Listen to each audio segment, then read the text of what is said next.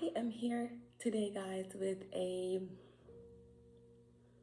special message, a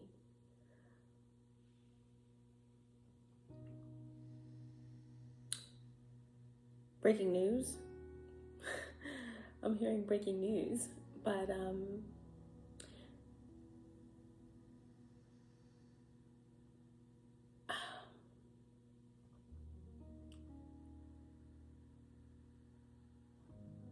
for about a week now, I've been hearing, I think it's Sam Smith, but I'm not sure. I wonder what it's like to be loved by you. Okay, so this is a message for Sagittarius placements. We all have Sagittarius in our chart somewhere, so there is a message for anyone who finds this message, okay? But specifically for a divine feminine energy. So, breaking news here, okay? I wonder what it's like to be loved by you. Sagittarius placements, divine feminine energy.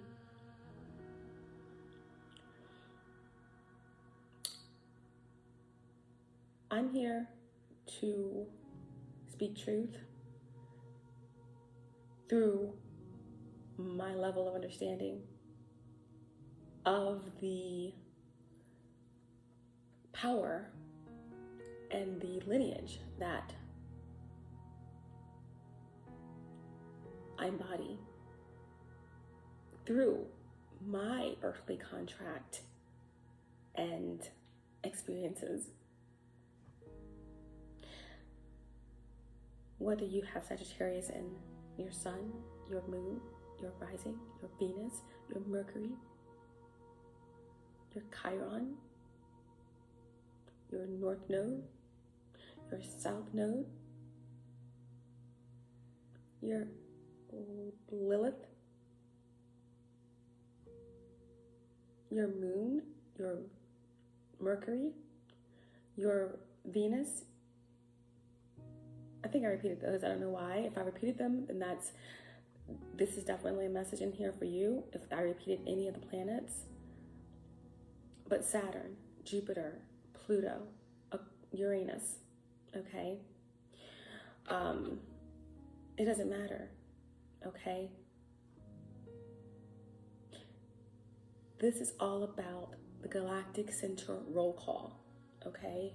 The galactic center roll call. This is what this is about.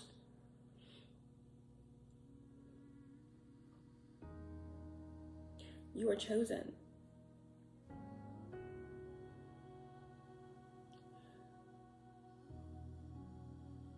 You are purpose-driven, and this is a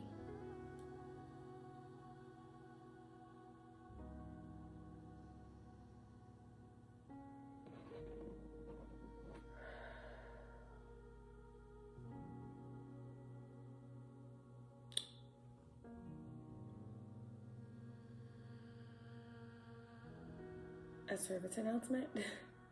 Okay.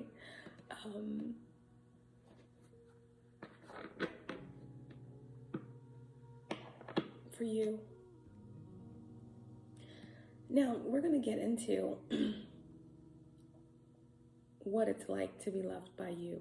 Okay? What it's like to be loved by an earth angel, a divine feminine energy, a chosen one. You, Sagittarius placements. All right?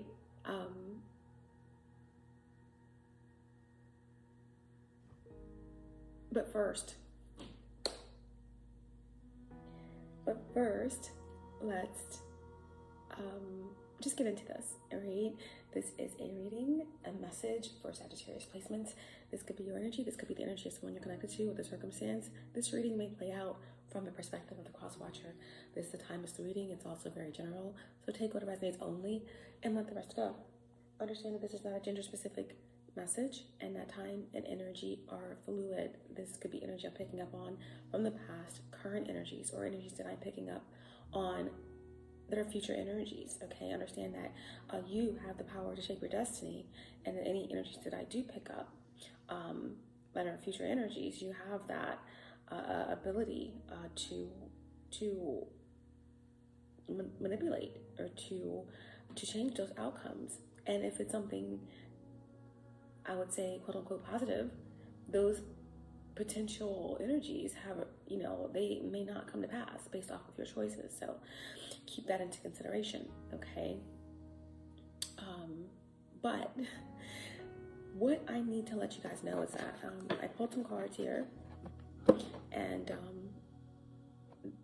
during the meditative and pre-shuffle, that they definitely wanted me to go over with you. And it comes out like a service announcement. It comes out like a breaking news story in a way, okay? 1577, 51077, 51077, 5, 10,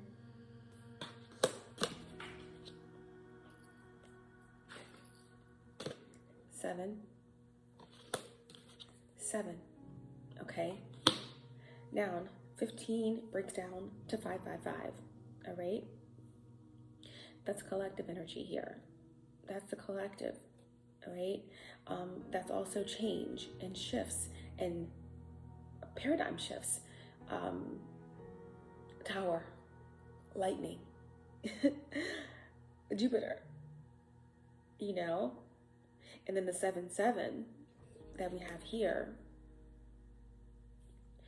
that is very, very powerful angelic energy. It's council energy. It's high angelic galactic energy, okay? Very divine, very spiritual. But number 7 and 7 also indicates for me no expense, blessings, okay? Now, 5 of Swords, 10 of Pentacles, 7 of Cups, 7 of Diamonds in the reverse. 7 of Swords in the reverse, okay? No, I'm sorry. 5 of Spades, 5 of Swords, 10 of Pentacles, 7 of Cups, and 7 of Diamonds. 7 of Pentacles in the reverse, all right? Now, interesting enough, I'm just going to tell you what I see, and then I'll show you the cards, okay?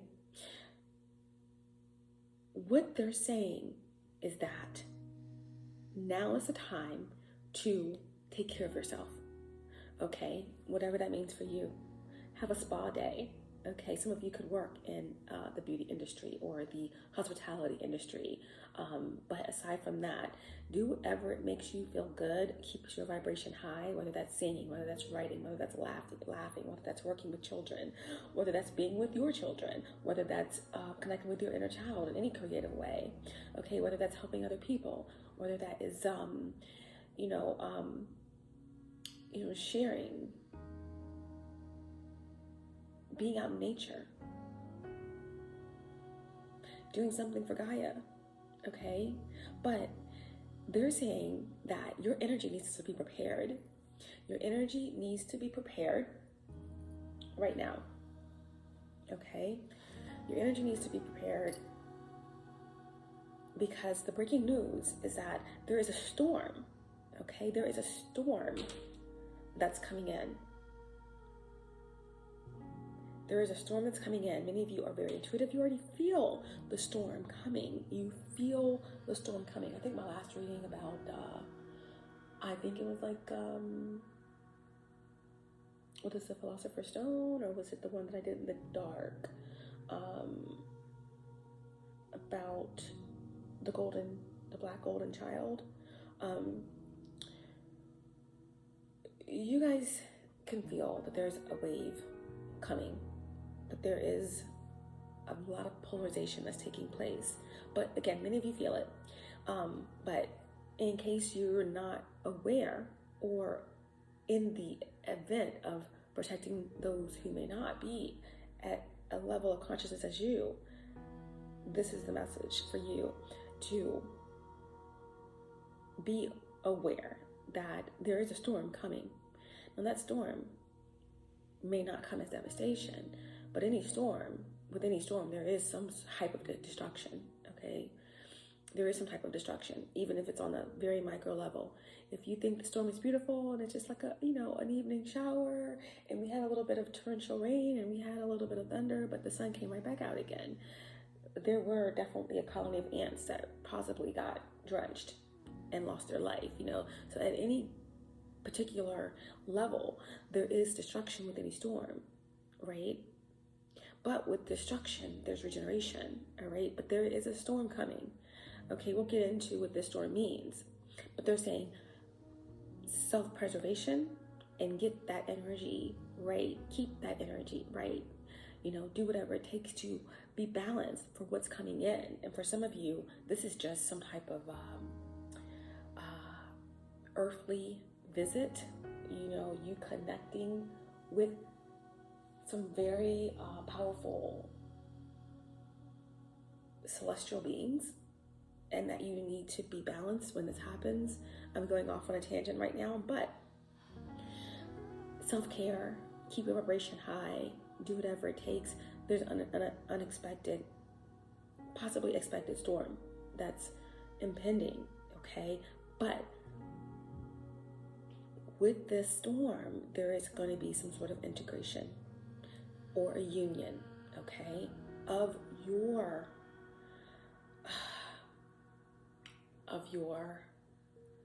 different parts, masculine, feminine, higher, lower. Even if you feel like you are operating on a, somewhere at that 5D frequency where you're operating out of your heart chakra, there's still some type of integration that is needed, even at a higher level, that's coming. You're being heavily watched, okay, by your angels and by your guides. And your guides and your angels and your galactic team of light, 5D and above, are telling you that you are definitely being watched, even on the fourth dimension.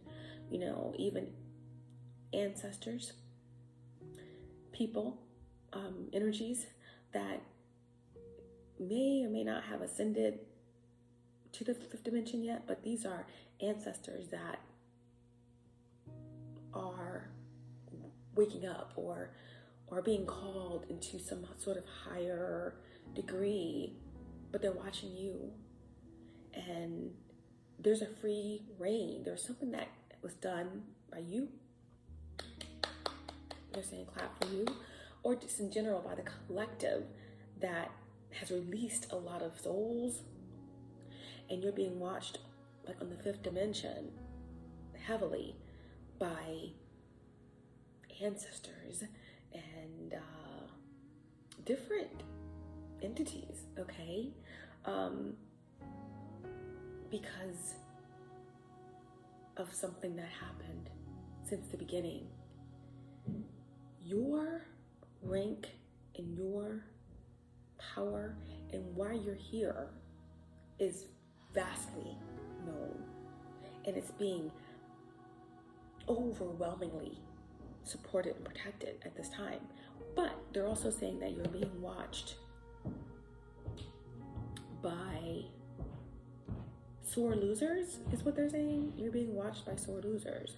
You're being watched by entities that are connected to beings or energies that you are connected with in the three-dimensional reality. So again, these high vibrational, 5 and above guides of yours, galactic family of yours, are watching you be watched by an array of different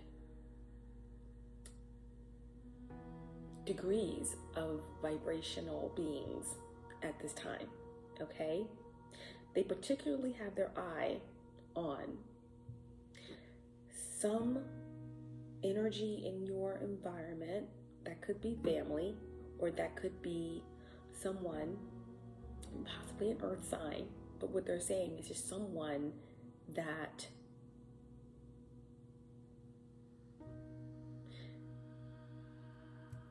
has been heavily invested. I don't know why I'm doing this with my hands, but heavily invested. Something about a flute, playing like a flute, doing something like a flute, like a fiddle. I don't know. They're heavily watching someone that's been heavily invested in something that has not worked out. But there is someone who is very keen on you in their state of lack and loss. Okay? Now, your higher self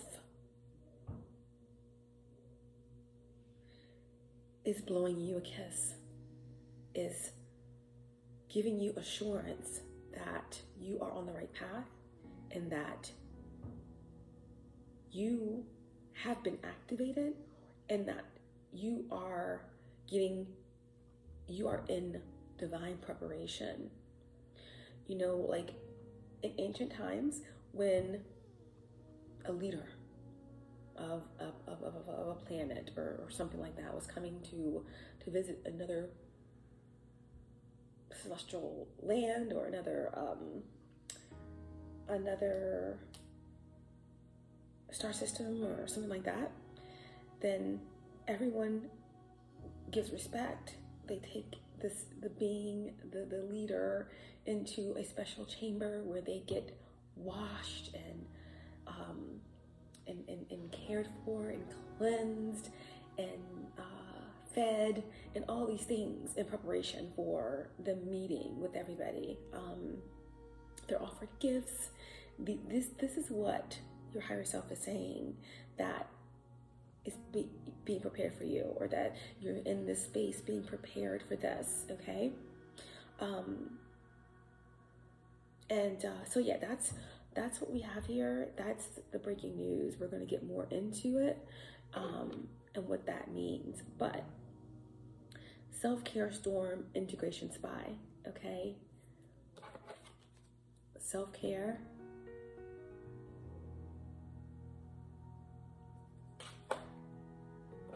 Storm. Integration. And then spy, okay? You're being heavily watched. Now, clarifying these cards, they all came out just like that. 1577, 51077. Under the self-care card, we have the 5 of Swords, okay? Now, what I'm hearing here is that you need to be selfish right now. It's okay to be selfish, to take care of yourself, to give yourself love, okay? And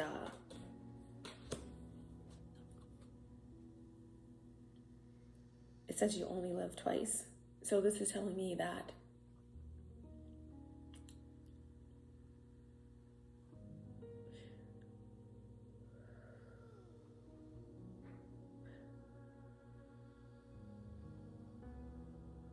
something happened twice,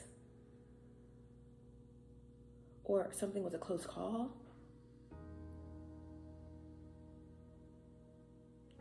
We had a key, AKI, could be some sort of like Asian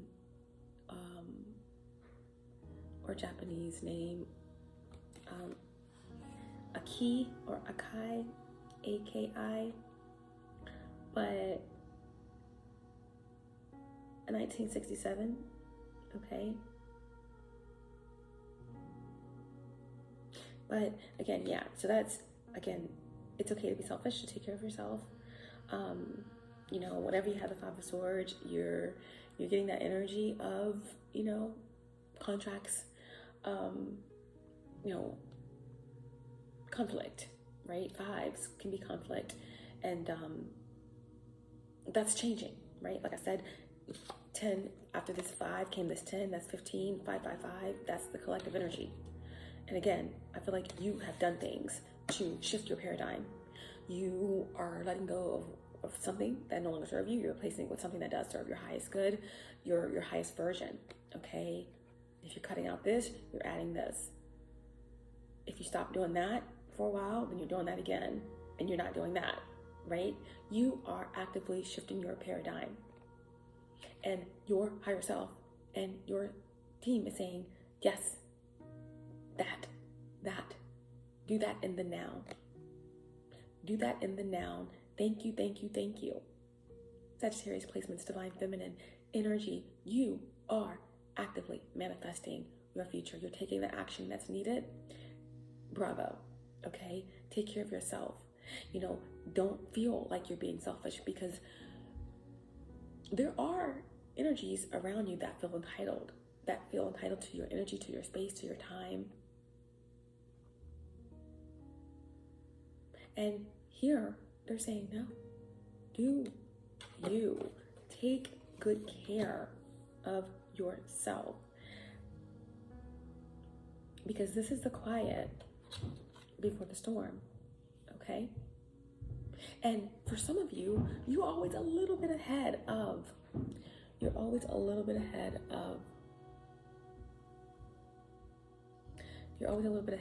the energies. So you've probably already felt the storm. You could have already been in something. So you could be in the eye of the storm right now, where there could be things that you have been going through. But it's funny because some of you are so powerful that you could be in the eye of the storm and you still make it look easy. You're still finding time to balance it out somehow, taking care of yourself, somehow still working or still serving others, or whatever the case may be, right? And still finding ways to give to those who don't deserve it, you know? So some of you could feel like you were already in a storm. And if that's the case, then this storm here, this unexpected energy that's about to shift, okay? In general, what they're telling me that this storm is it's not total destruction. It's a storm, but this storm is not going to be affecting you.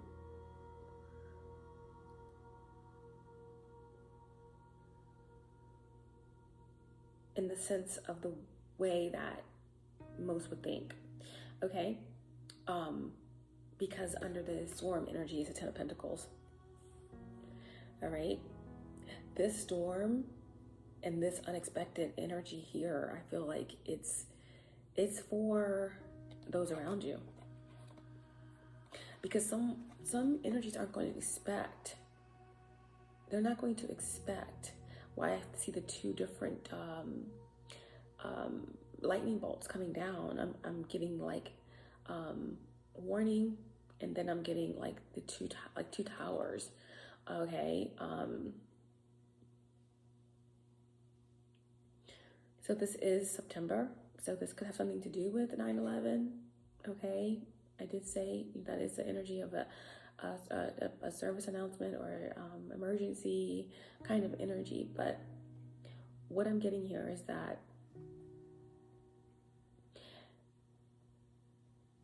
there is going to be some type of information, you know, that comes out about a family or about a home, okay?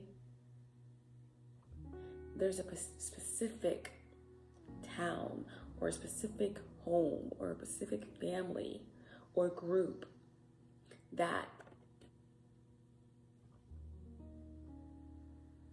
has been targeting a community or targeting chosen ones that's going to be destroyed, okay? That's for some.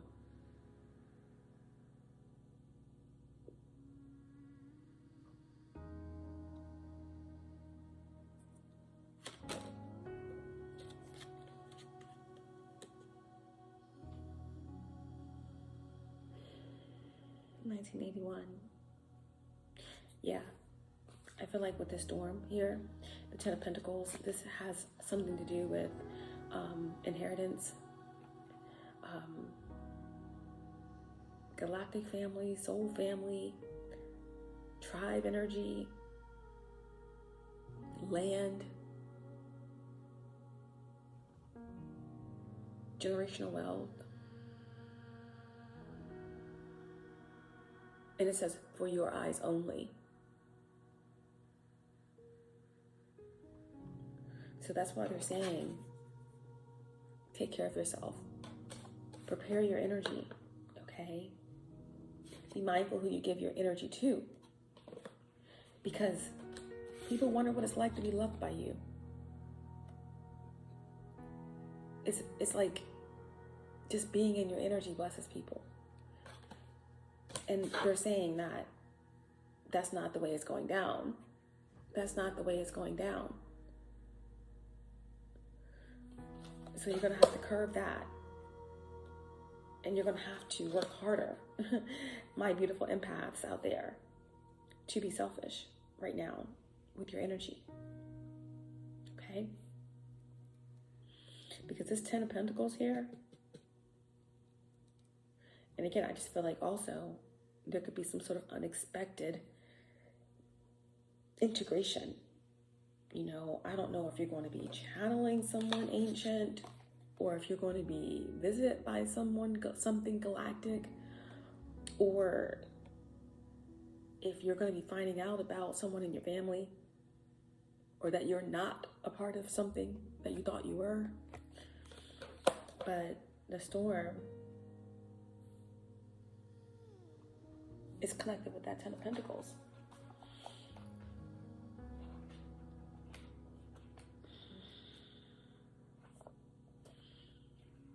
Yep.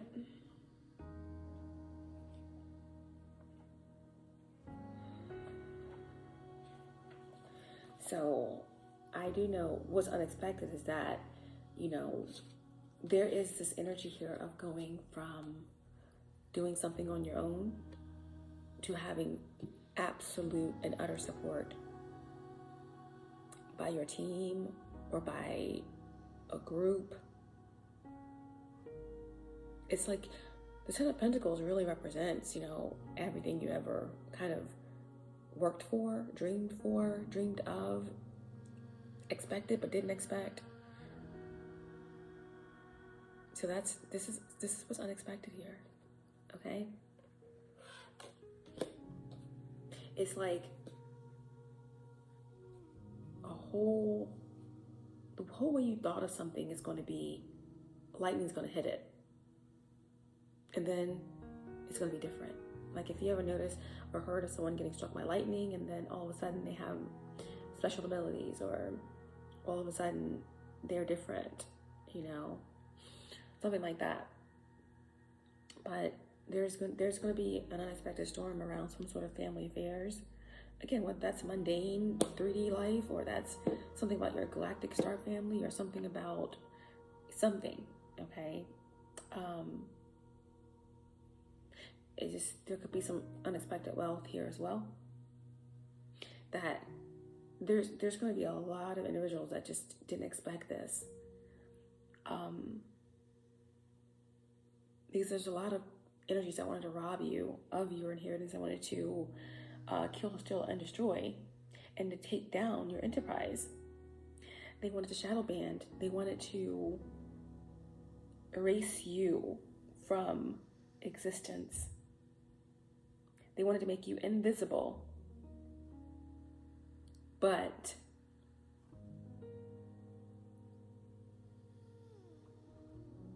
you're a celestial gatekeeper. I said that in so many of my readings, you know, that probably have not been seen because for a long time, you know, my channel has definitely been shadow banned, but those type of things I don't talk about because I just don't care, you know. A long time ago, I just caught up in life and living and giving that I forgot to like re-upload or just do a quick little check in my email to just, I think it was like you had to sign some sort of agreement or something like that to keep your monetization, and I forgot to do it. And that was like, I don't know, a year and a half ago, 2 years ago, and I haven't had you know, ads on my channel forever, but I don't care. I still do like 2-hour readings, and it just, I'm here on a mission. And I think, you know, most people who have the eyes to see can understand that. It's an energy you get when you watch certain readers. It's an energy you feel of genuineness, of empathy, of love, of ancientness, you know. So most people do this because they have a story, because they contracted in to do it. And whenever they had their awakening, nothing on this planet could stop them from, you know, awakening souls, you know, nothing. So,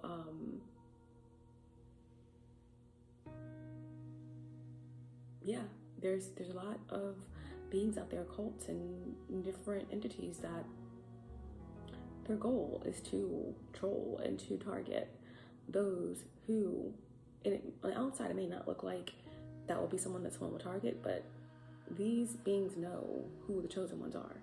They know that what you say, in whatever capacity or how you say it, however it is that you choose to do it, you're going to reach people, and you're going to reach the ones that actually are supposed to be reached, right?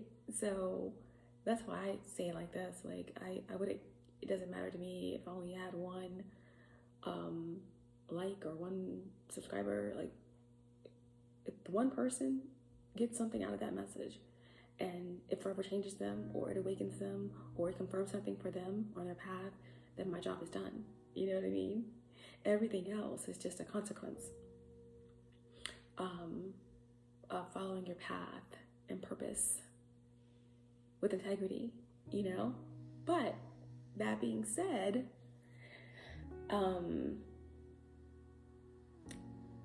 these handlers didn't handle, and these gamblers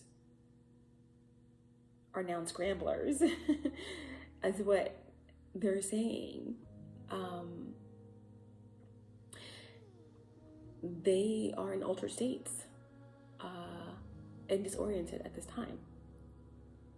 But this storm, this unexpected storm with the 10 of Pentacles underneath of it, this is like a retirement. It's like the chosen ones, divine feminine, earth angels, even divine masculine. I'm not excluding my divine masculines. I love you all. You're powerful, you're dynamic, you're amazing, you are so viral and full of electric that I can't even contain myself. I'm just speaking this message mostly over the divine feminine energies here. And if you are divine masculine, then you understand the role of the divine feminine right now, and you serve that energy as well. So there's some of you here you are on a retirement. You're about to be retired, okay? Because if you are chosen, then you understand shadow, you understand being targeted, you understand you know, how to pick yourself up off from your bootstraps and still be positive and still straddle those realms and still give love and light and encouragement and inspiration to others. And for a lot of you, and retirement, not in the sense of the words where you're done, completely done. The work is never done, but the work gets easier, it gets lighter, it gets better as we move into this first wave of ascension, and as we start, you know, not trying to change minds, but people have already chosen sides. It's just more about integration and sectioning off and guiding those who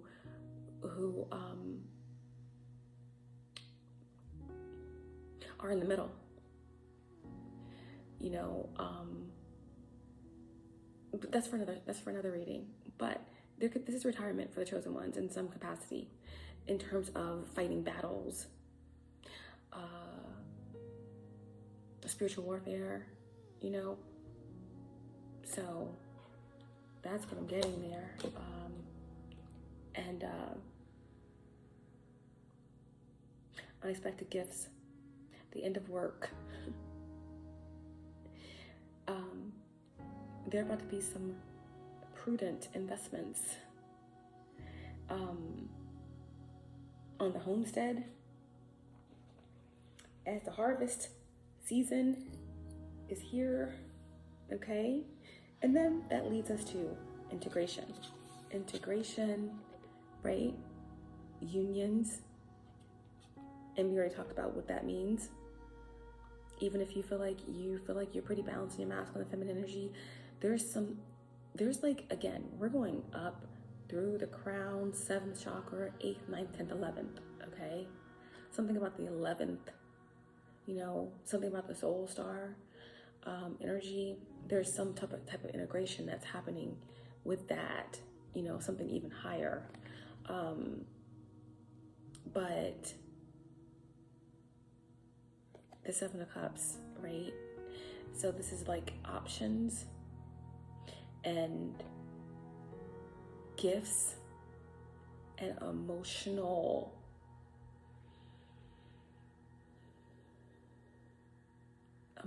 integration of some sort.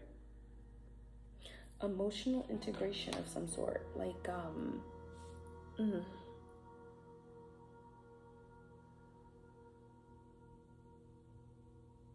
visions, being almost intoxicated by what you are channeling or what you are receiving. This is what I'm getting here.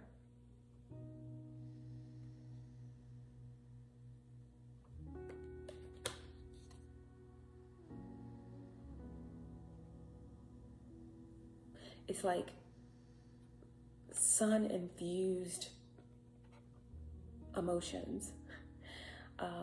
Imagine if you could have a cocktail. I'm hearing the elixir of life. Yes, the Philosopher's Stone. That's what I'm getting here with the 7 of Cups in the integration and union card. The Philosopher's Stone is like about alchemy, right? And it's like about this elixir of life, that if you take this elixir of life, then it's like the fountain of youth, or this is what you're going to experience here on earth, real time. It's like if you were a bartender,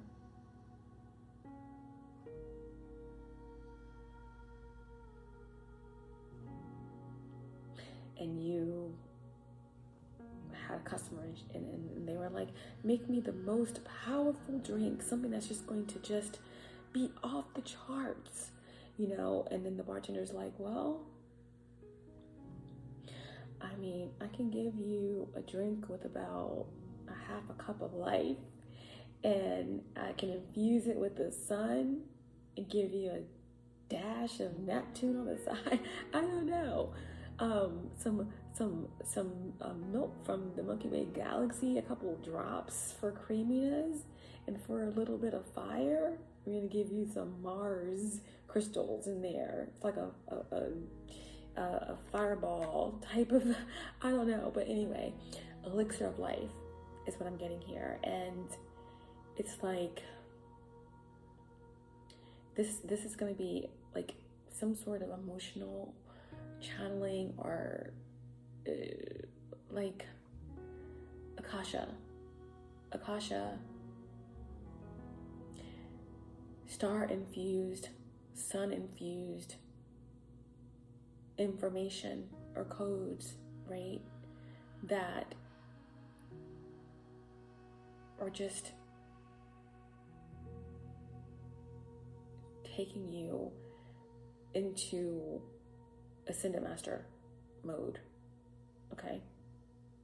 Like open communication, And it's so funny, when I was shuffling up my big, huge deck of celestial cards, here on the bottom, it was Ascended Masters, okay? Number 2. And that's all about Akasha. That's all about, 2 is just 2 ones. So that's 11. It's your spiritual path opening up. It's a portal opening up. Receptive, water, high priestesses too, right?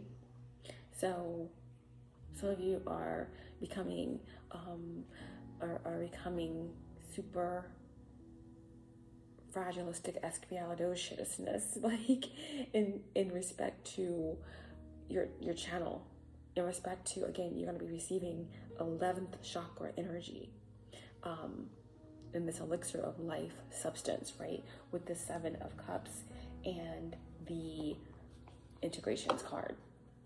So there is going to be this increase of emotional energy that allows you to channel, but it's all clean, like pure emotional energy. It's not bogged down, all right? It's like every promise of the universe coming in.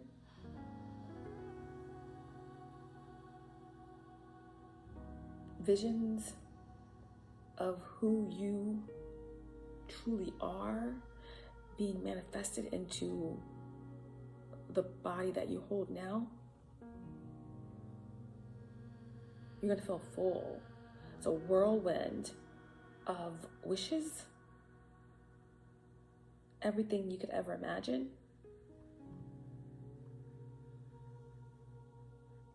Something about honest friendships and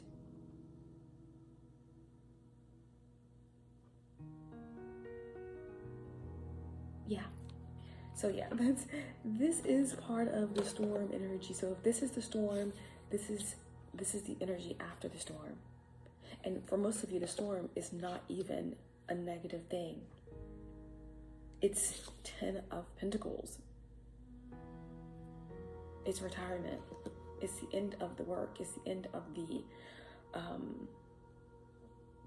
spiritual warfare, right? And the last card we had was the Spy, like I told you. You are being heavily watched by your galactic family and by even ancestors on the 4th dimension. The veil is moving in, and it's getting thinner and thinner and thinner and thinner as we approach October and move toward the end of October. So that could be a timeline for some of you, but remember that these readings are timeless and very general, okay? But you're being watched heavily by opposition and by also certain entities that wish to take you down. In the 4th dimension, demons, entities, high-level demons. But again, everything I say is never about fear, okay? There's no fear here. Only fear of death is coming back here reincarnated, okay? And even then I'm not in fear, because if I do, then I know it's here is to learn, is to grow, is to help others. But I know I'm not coming back another lifetime, And my only fear is to not be able to love, to not be able to create, to not be able to be a free agent. In my past life, I was a free agent. Aries South Node. Okay? My North Node is in Libra, and it's all about, I'm comfortable being a free agent. That's what people in these energies and entities that come up against certain people don't really understand. They don't understand for true. They truly don't. And I'm a Scorpio rising. I can walk this path alone, but my purpose this lifetime is to integrate Libra North Node. And I'm currently in a nodal reversal right now. But my purpose is to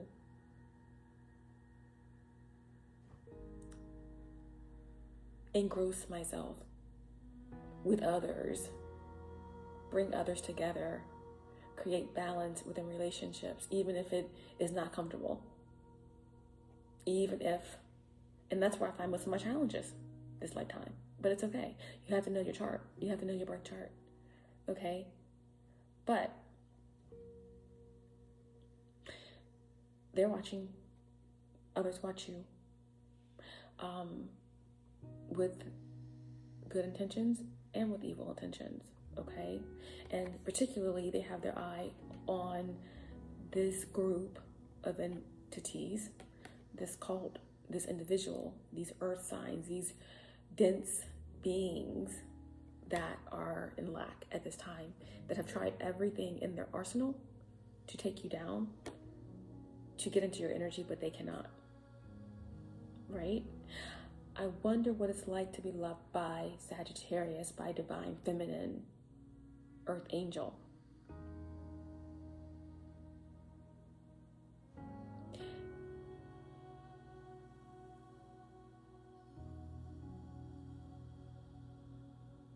Well, this one thing is for certain, that once you get in the energy, it's hard to get out.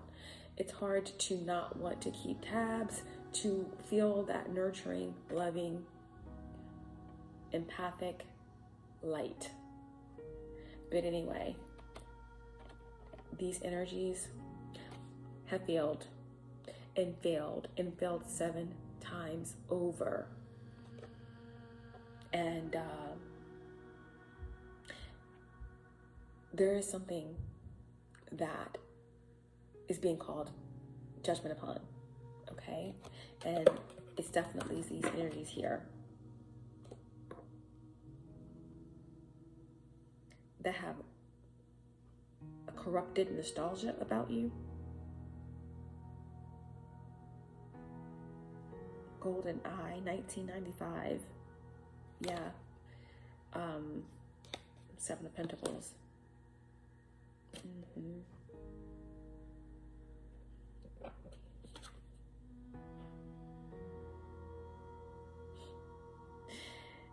All they know is that nothing they do is enough to take you down.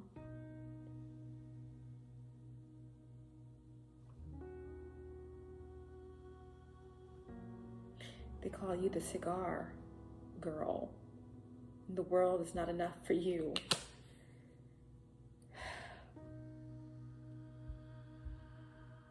The world is not enough for you. Okay, but at the end of the day, there's going to be some swift action taken here, okay? There is a message coming to you quickly and swiftly, because we have the Knight of Wands here on the bottom of the deck.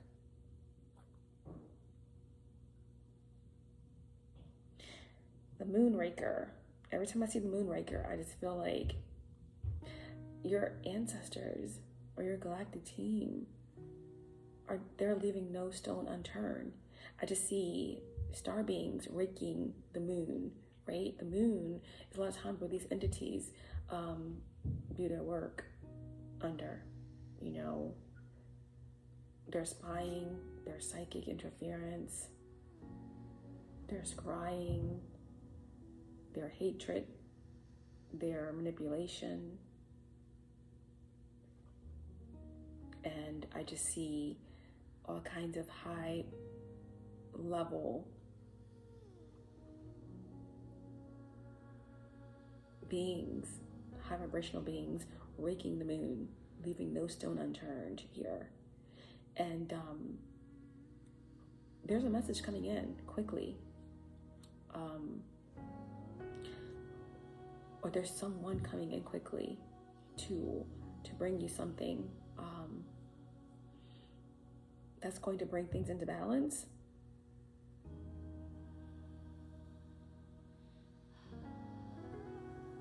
I'm hearing Archangel Metatron, the man with the golden gun.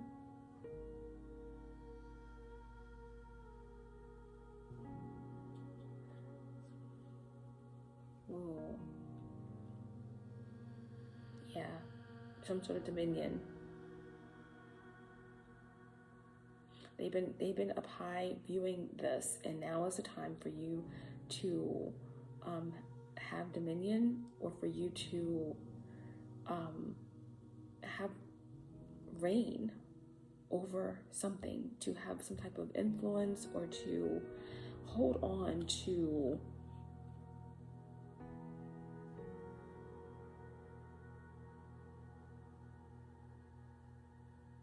the keys, okay? To hold on to the keys. 8 of Wands, 4 of Wands.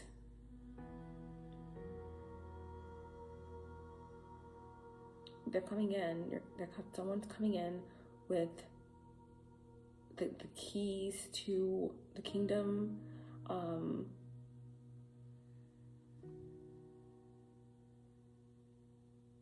There definitely will be a celebration, because we have the 8 of Wands, the 8 of Wands, the 4 of Wands, the 2 of Cups, and the Knight of Wands.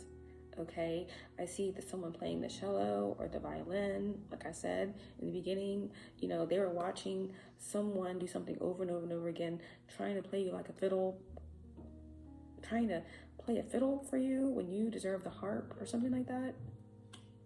Either way, I just see like a band, and I see like a celebration.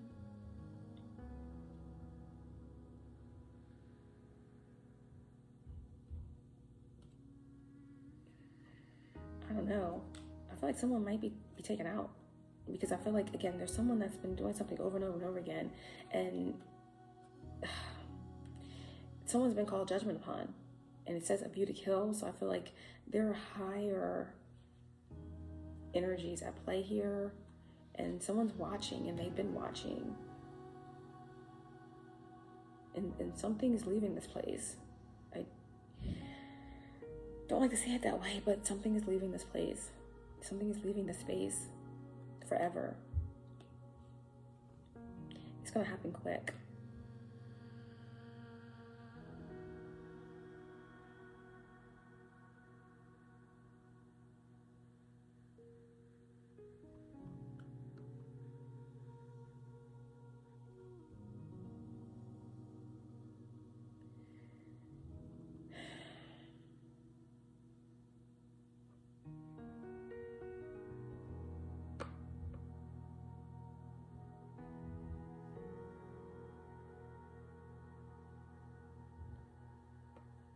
Lots of fire here.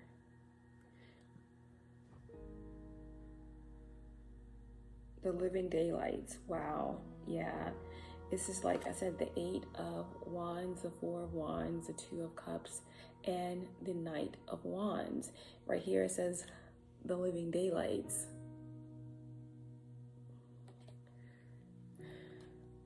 Out.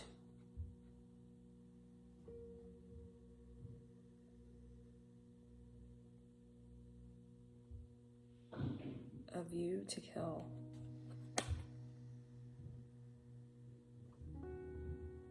And the man with the golden gun. Golden gun. The man with the golden gun.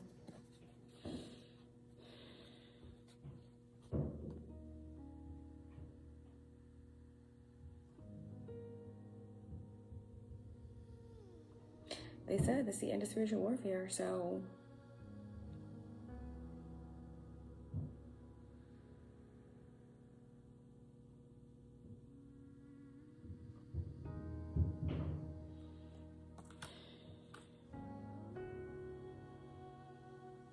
with that 8 of Wands and the 4 of Wands, I just feel like there could be an event, okay? There could be an event that takes place from a higher perspective. A view to kill, like, I don't know, this could be an assassination or something. I mean, that's what I'm getting with the 8 of Wands and the 4 of Wands. 4 of Wands is on the ground, and it's like there's something happening. Some sort of like engagement, announcement, celebration, something like that. And then the 8 of Wands is a higher perspective, right? It's Mercury and Sag, and it's like something coming in quick, and it's just like some type of announcement or some type of arrow or something, information. ascending down. And then the Two of Cups and the Knight of Wands is just real fast information that's going around really quick. The Two of Cups could be, you know, wherever people come together to hear something that affects their heart. It affects, you know, so this could be something that happens on the air or like in the world, but it's going to happen quick. If it's not that, you know, which you just hate for it to be like some sort of assassination or something like that, but it just seems like something quick happening where everyone can see, or from a higher vantage point, a view to kill. That seems like a man with a golden gun. That could be some sort of act, you know, that's taking place. Now we do have a lot of distractions going on, and we have 9/11, we have all of these things. I said that was a service announcement, take it as you will. And if it's not that, then it's just, yes, there is going to be some type of a ceremony taking place, like I told you, when there are these angelic beings or beings from other planets that rule other planets. They come in to visit, they get well taken care of, they get cleaned, they get cleansed, they get offered things, they prepare themselves to meet others in this new land or whatever the case may be. That could be what's happening here. You know, there's a lot of downloads that you're going to be receiving because this is a part of this integration that's taking place for you. But wow, guys, very, very, very intense message here. We're going to put all these cards up. And again, like I said, your higher self definitely wants to blow you a kiss, wants you to know, job well done. You have ascended, or that you are going to be having some sort of integration with that Seven of Cups, integration energy, where you are being taken to an even higher level of Akasha. All right. Yeah. There are going to be a lot of people regretting their decisions here. Okay. Because there is some sort of harmony and stability and flow that is coming into this world, into your life, into the earth itself. Yep. With the end of summer. The time is nigh. The time is nay. The time is nigh for the action, right? This card keeps coming out. The lightning bolt, the Jupiter, the courage, something about the beginning, that golden child, right? Whatever was designed to interfere with fate, whatever child or whatever happened to you, right? You chosen one, you divine feminine energy, you earth angel, was sacrificed before you even came into this existence. You contracted in, but there was some sort of curse or something or sacrifice on you that some entity tried to affect fate. But guess what? You are the black golden child. You are of the dark, and you have been protected, but you've been cloaked in order to look like a sheep. No, you are no sheep. You are no sheep at all. You are no sheep at all. The balance is being restored. The balance is being restored. And they made the worst decision to try to affect an earth angel, to try to affect a chosen one.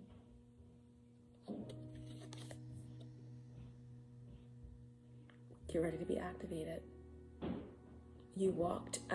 Some of you walked out of that water at the beginning of creation. The Syrian being you are, holding existence in your hand. And they think that they can sacrifice you. They think that they can do dark magic against you.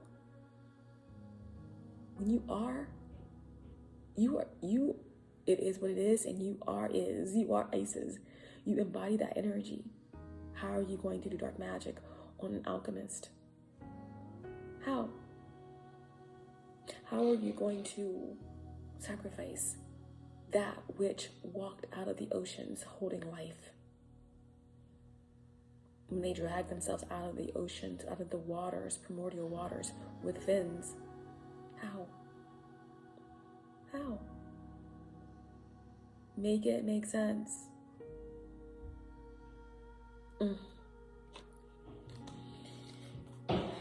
Anyway, when I first started doing the reading, we had 6, 16, 24, again that's 6 and 7 and 6. Arcturians, Palladians, and the Venusians always come out. So a lot of you have Palladians. Again, the Palladians stem from the Arcturians, I believe, and then you also have the Venusians. Syrians just came through. Okay, Egyptians energy just came through, so that's connected with Atlanteans. So wow. It's wild. It's wild. It truly is. But what we're gonna do now is tap into this energy of I wonder what it's like to be loved by you. Divine feminine energies, earth angels. I wonder what it's like. They wonder what it's like, and I'm gonna tell them. We're gonna tell them. We're gonna show them exactly what it's like. We're gonna show them exactly what it's like. Oh, yep. This autumn, a lot is happening. Okay. Sometimes I gotta look back at these readings because I don't even know really anything that I just said. My head's spinning. Okay. Oh gosh. Yep. Your very existence is creating disharmony for energies that can't bear to see you empowered. They're conflicted and triggered because of their limitations and because of their fears. They want to project that onto you.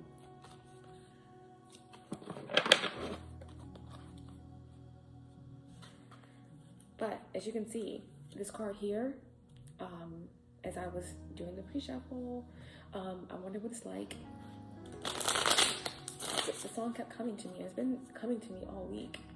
So it's like I have to do a message about what it's like to be loved by you, you know, by an earth angel, by a divine feminine energy, by an empress, okay? Sagittarius placements, again, this is for the collective. We all have Sagittarius in our charts. This is just the way that I bring the messages forward. And that could change at some point, but that's just the way that my higher self is telling me to do it. But it's the Ace of Pentacles, right? The Ace of Pentacles has been showing up. Guys, if you have noticed this is one of my ancestors back here in the background. Goodness. If you look back into some of my older readings, you guys know about my near-death experience. And I get very emotional when I even think about that, you know. Most of the family members in my life don't even acknowledge that. I try to explain to them exactly what happened to me, and you know, most people take it as a joke. And but you know what, I chose to come here. I'm doing my divine work, and my whole life has been fives.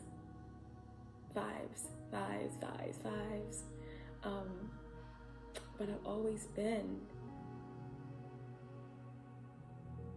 at the front of the class when they did the Galactic Roll Call. I've always been embodying that Milky Way energy. Always was empathic, always put others first, always was optimistic, no matter what. And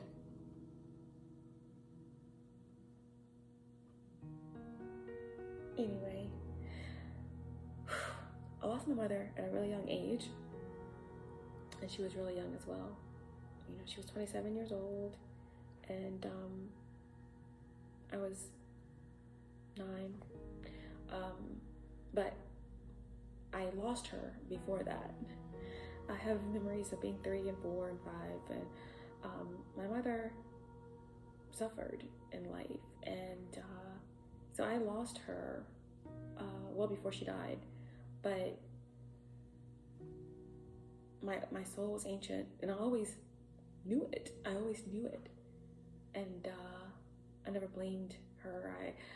I'm grateful for that vessel. I saw how everything was going to play out in my life, and I chose it. I chose it all because I knew that this lifetime I was going to reach that level of consciousness and fulfill my divine purpose. And in that, I know she played a very, very grand role in this ascension, in a way. So that being said, my aunt raised me, and she just passed away in July. I had a very complicated relationship with my aunt because she was a Gemini, and I feel like, honestly, she had a big role in a lot of my throat chakra issues that I've overcome. But a lot of complications there. We'll get into that another time. But I never really had a lot of pictures of my mother, and I always wondered about it. Before I became conscious, I had a lot of unresolved feelings about, losing a mother at such a young age, and that's all part of my journey. But someone found a picture of her when she was probably around the same age I was, or maybe a little older, when she died. And I hold this picture very dear, that I have it, and this was my earthly vessel, my mother, and I want to share that with you guys. Look at her, look at that smile, right? So beautiful.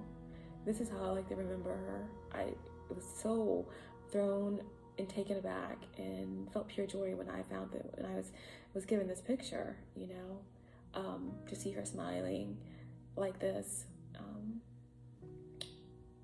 It brought great joy, but I just felt like I wanted to share that with you guys.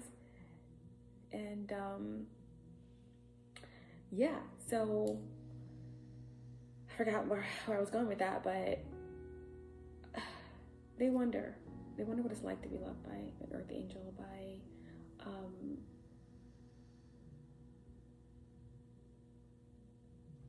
a divine feminine, by Empress. And what they're telling me is that it's abundant.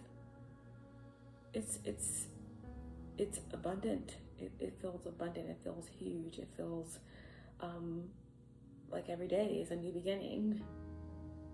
Like you feel home. You feel full. You feel blessed. Right? And then the second card that I got, because in this deck, I really resonate with the Justice card being number 11, and it is in most of the decks, but sometimes it'll be number 8, and then the Strength card will be number 11. But in this deck, Justice is number 8, and 8 is a very abundant number. It represents, sometimes you can think of like the Ouroboros as number 8, because some people think of the Ouroboros as a snake eating itself in a circle, but it can also, kind of go that way too. So it's about reincarnation. It's about karma and life and lessons and being righteous and upright and your highest version. So what is it like to be loved by you? I feel like a lot of people feel like, to come into your energy is karma. It's, it can be beautiful karma, or it can be the fact that they have finally met their karma. To be loved by you is to face themselves, is to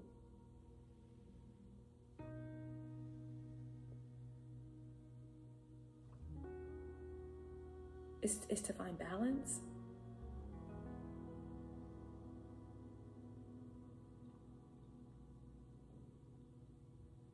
And they also discover that being loved by you means that if someone comes into your world with ill intentions,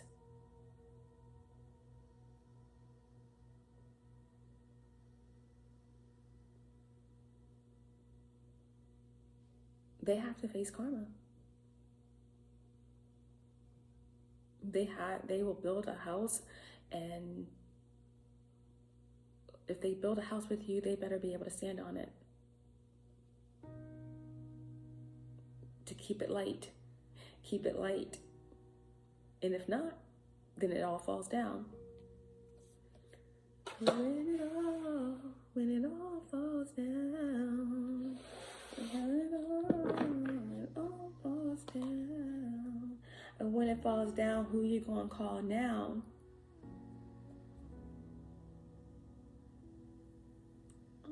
Falls down. I'm telling you all, it all falls down. What it's like to be loved by you is the Chariot, right?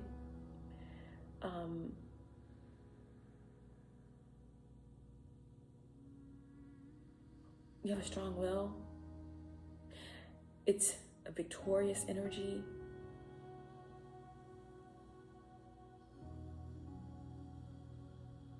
It's fast movement.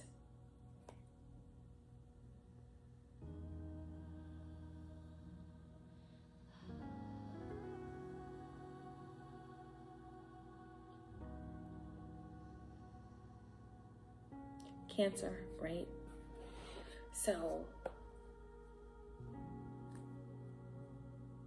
it's big, it's balanced.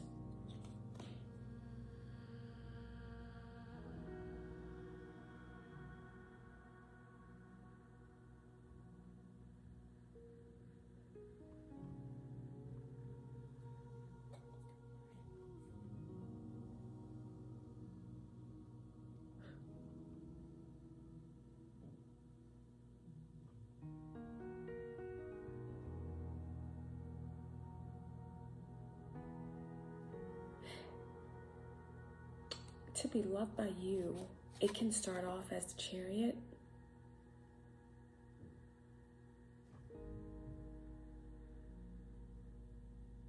And quickly turn into the Four of Cups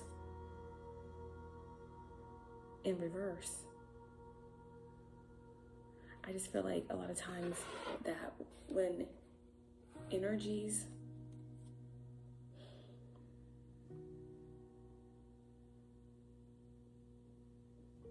they could have misconceptions of you, right? The Four of Cups in reverse. It's like, I feel like with this energy, it's like you're untouchable.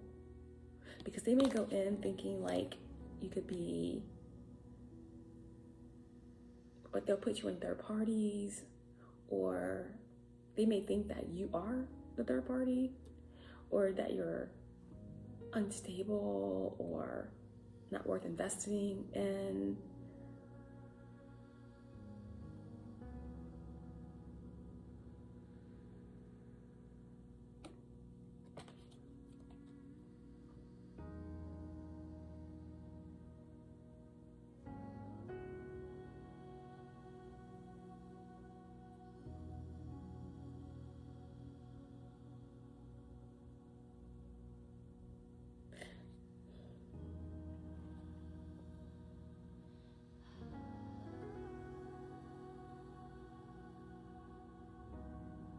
What I'm mostly getting from this is that even if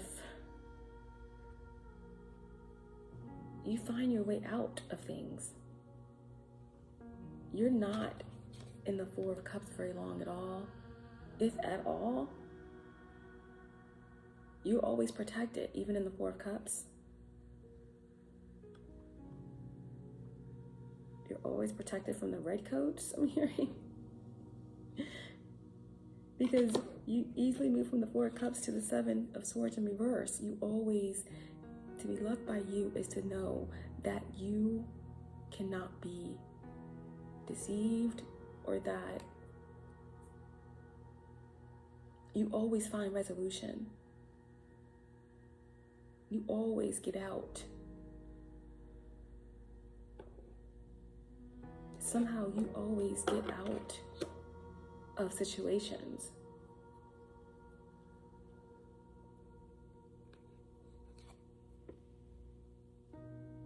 That were meant to leave you out in the cold.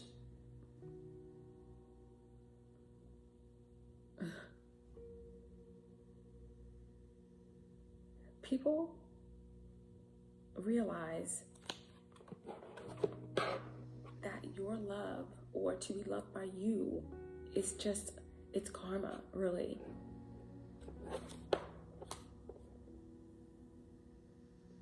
You always 7 of Swords in reverse. You always find a way out, or you can't be trapped, even if it looks like that's the case. So whatever's meant for you comes back to them. If you were meant to be left out in the cold, you're getting left out in the cold.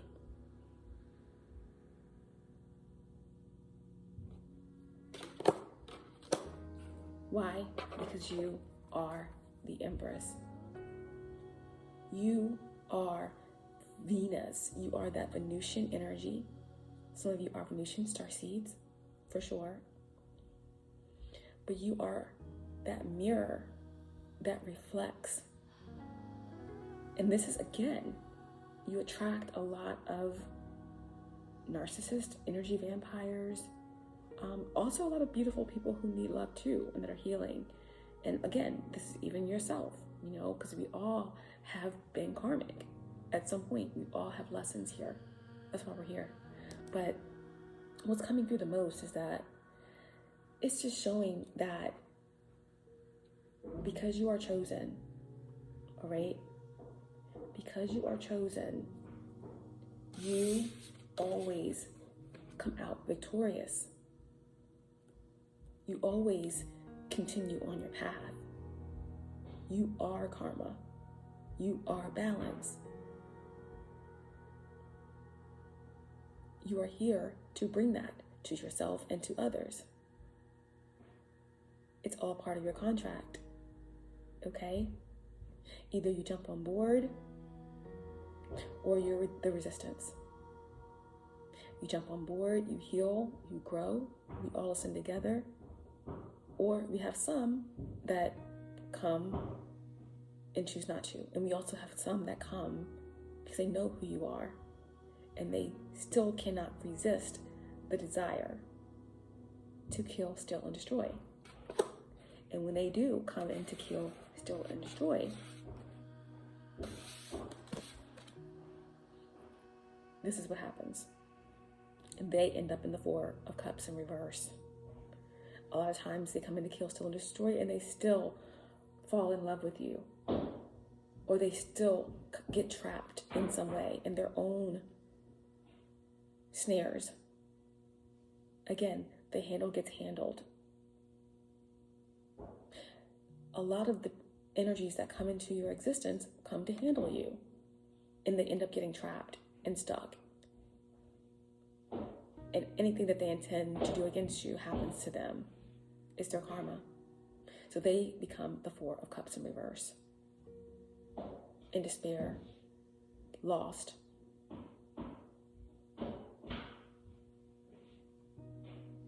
trapped in their own emotions. And you overcome any sort of thievery, lies, slander,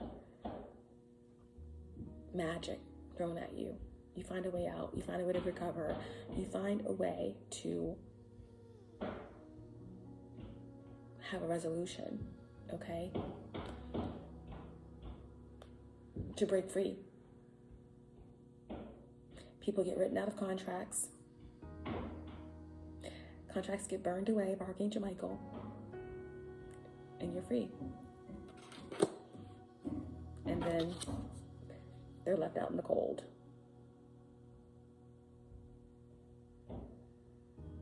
Lack of morals.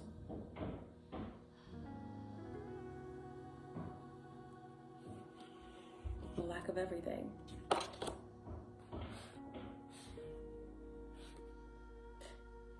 To be loved by you is the Ace of Pentacles, is justice, is the Chariot.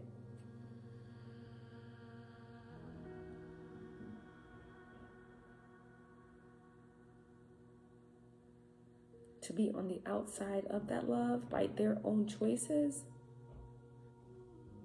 is the Four of Cups and the Five of Pentacles. Because what? You are the Empress.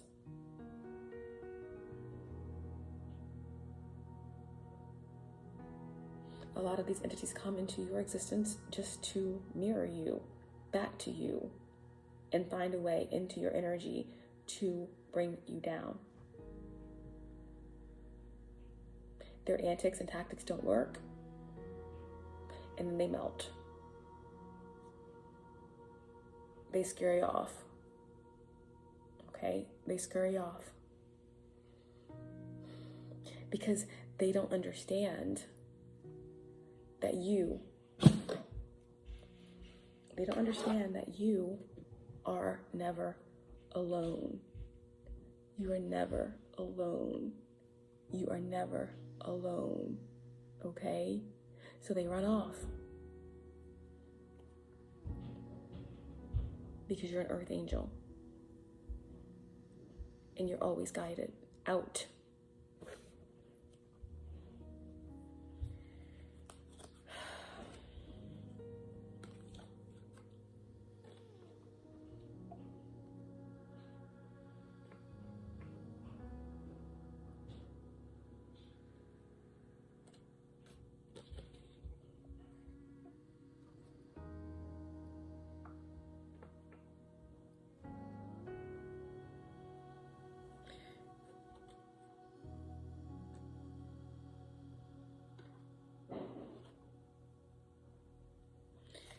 Okay. What else? Yeah.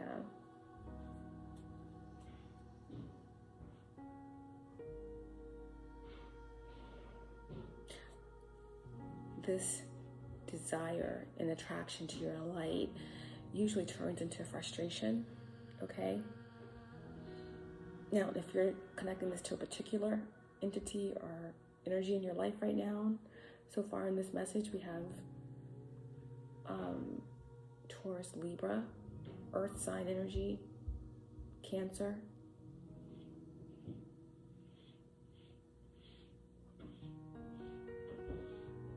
Aquarius, and Sagittarius. Okay, but this energy turns into frustration, irritation, anger.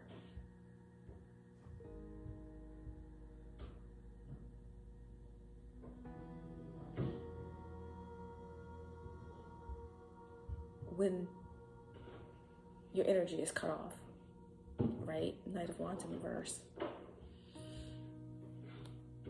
A lot of energies have bad intentions and they feel that instant karma connected to you.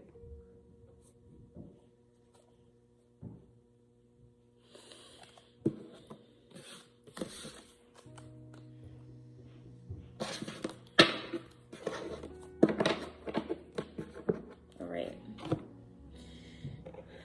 Let's see.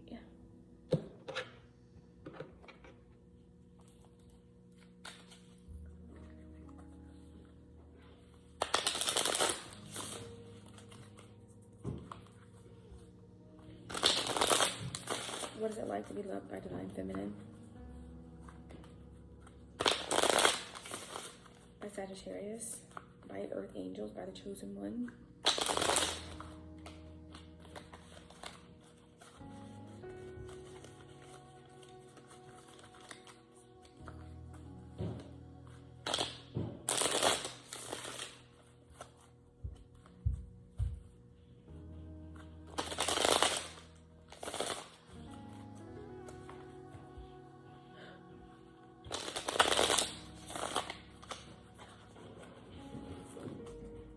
I'm hearing it hit differently.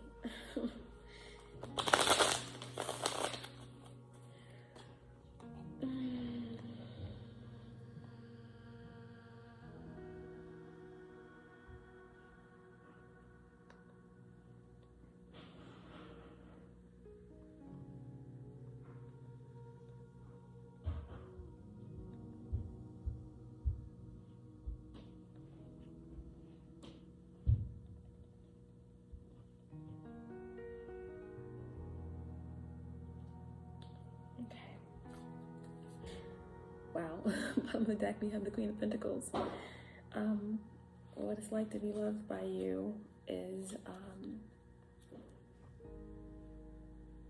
people feel like you bless them, like you care,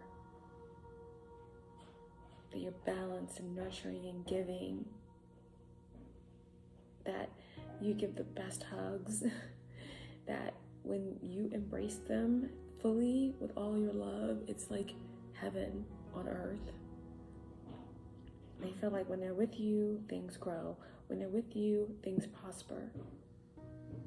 That you literally care, right? You would give the last cent you have, you would give the shoes off your feet, the coat off your jacket to someone in need. Okay? If you eat, they eat. You know? The true definition of ride or die, not I will die for you, but I will ride with you. I will be with you on your deathbed. I will do everything it takes to bring you back to life.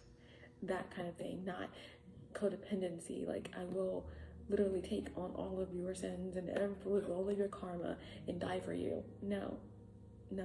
But I will ride with you to the end. I will be your Isis. I will heal you. I will give you your loins back so that you can create. I will,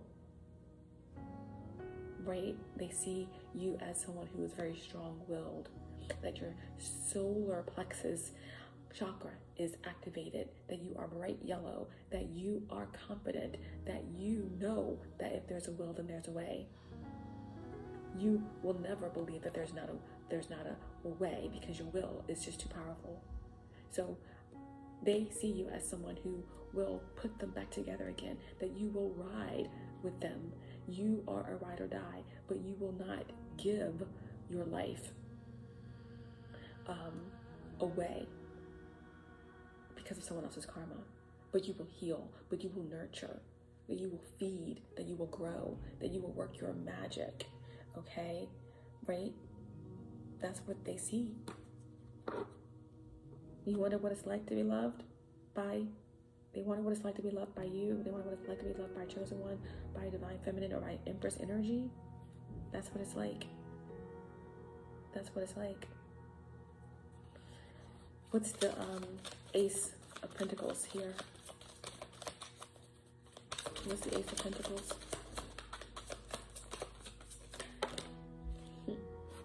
Hierophant. Yep.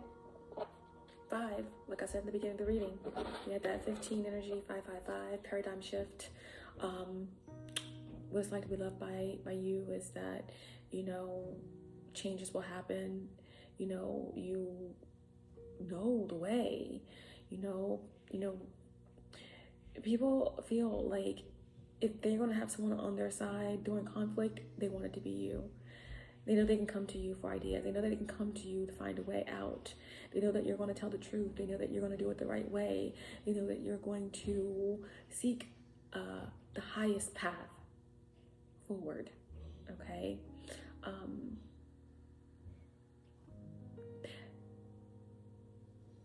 They know that you represent something higher, something powerful. Higher wisdom, higher mind, that you are loyal.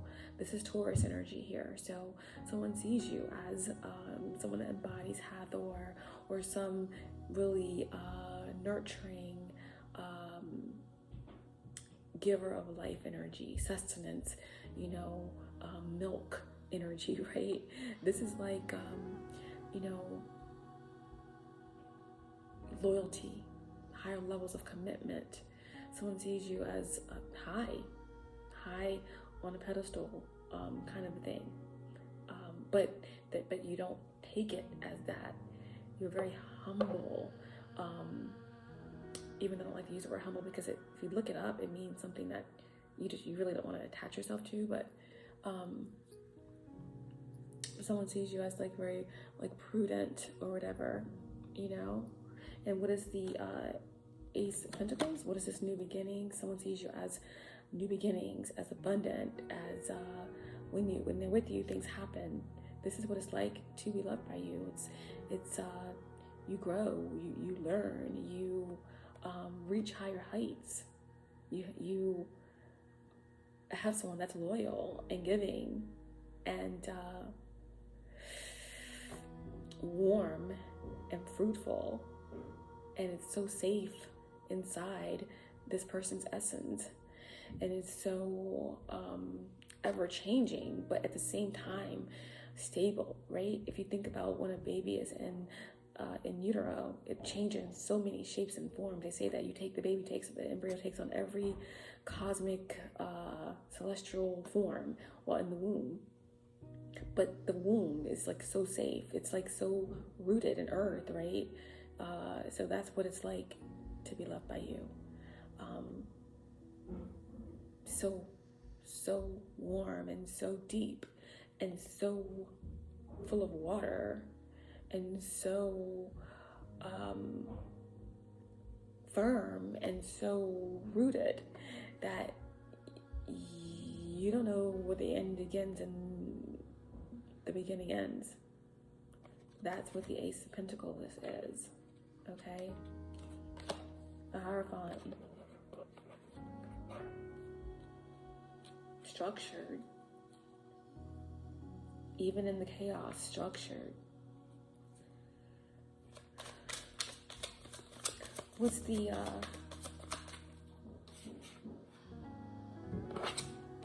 what is the Justice card?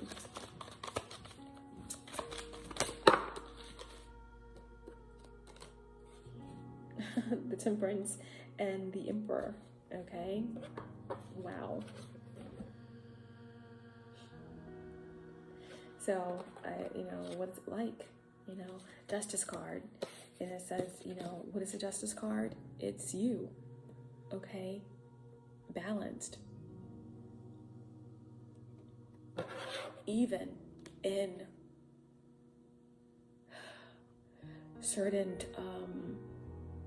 situations, with the Emperor here, with the Temperance here, this is like being okay, being tempered, being blessed, being protected, even on a tightrope, even when things feel unstable, even when things feel like when it looks like to the world, it looks like you're not in control, okay?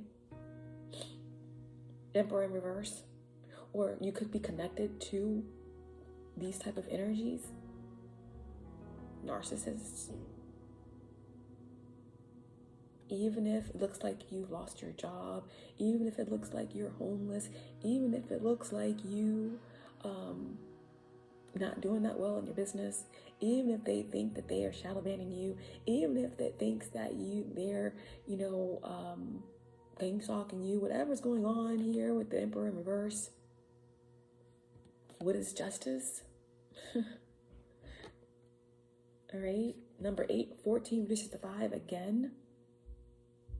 Even when things feel like they're not protected or on shaky ground, we've had so many 5s in this reading, I can't even begin to acknowledge it. So many 7s, so many 4s and 3s. But yeah, you are always protected. Even if it doesn't look like it, you're always protected, even on the thinnest of lines, even in the darkest of forests, even in the jankiest of energy, okay? You are always protected because it is your North Node. You are destined to be balanced. You are destined to bring balance to this earth, destined to bring balance to the collective.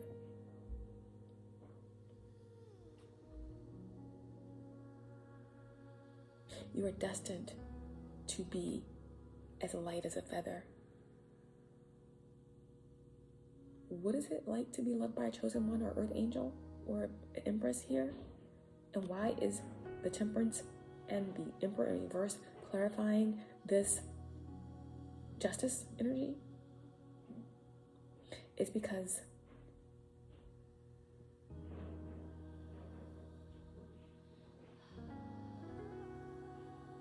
you fly high.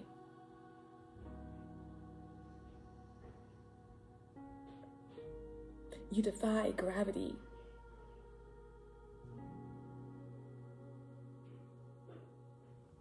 Try to defy gravity, and nothing's gonna bring me down. Yeah, and what it's like to be loved by you, it's like when someone is in this energy, no matter what their intentions are, right? Like you bring this energy to them. You wonder why demons, high-level demons, like being in your energy? Because it never ends. They can siphon you or try to siphon you or do whatever, and you still are this, and you still are that. And it's like they have this freaking free ride for as long as possible until you finally see the truth of something, or until your guides say you've learned that lesson, or until your higher self says that, okay, I needed that, now on to the next thing, right? And then those energies are like this, right? But yeah, you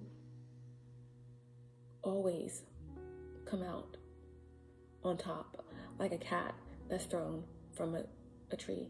They always land on their feet. You're light enough to walk this, you're skilled enough, balanced enough to walk this tightrope.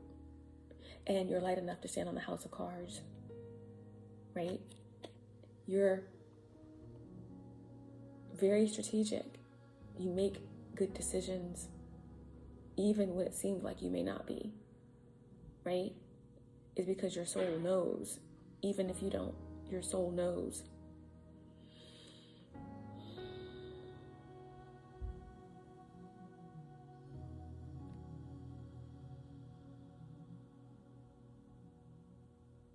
And it leaves people scratching their head.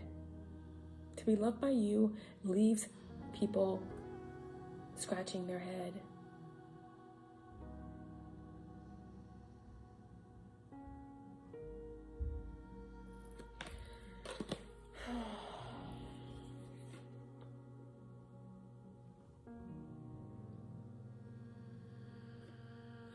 Even when your consciousness wasn't to a certain level, you still always had a certain way about you that showed that you had ethics, that you had morals,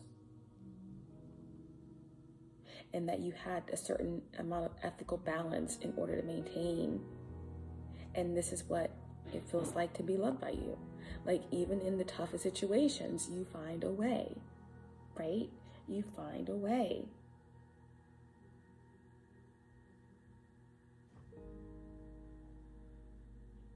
You're always willing to stand up and deal with your consequences.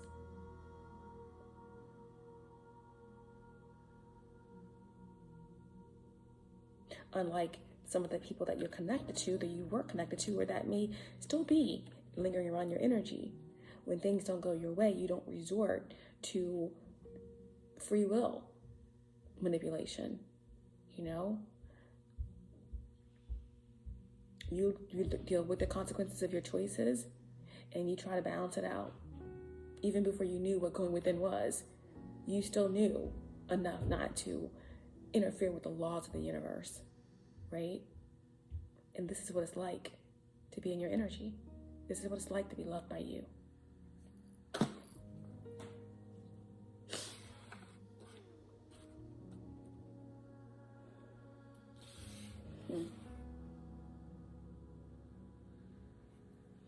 Yeah, and we have someone in your energy right now, this Emperor in reverse, that's sitting here thinking about that.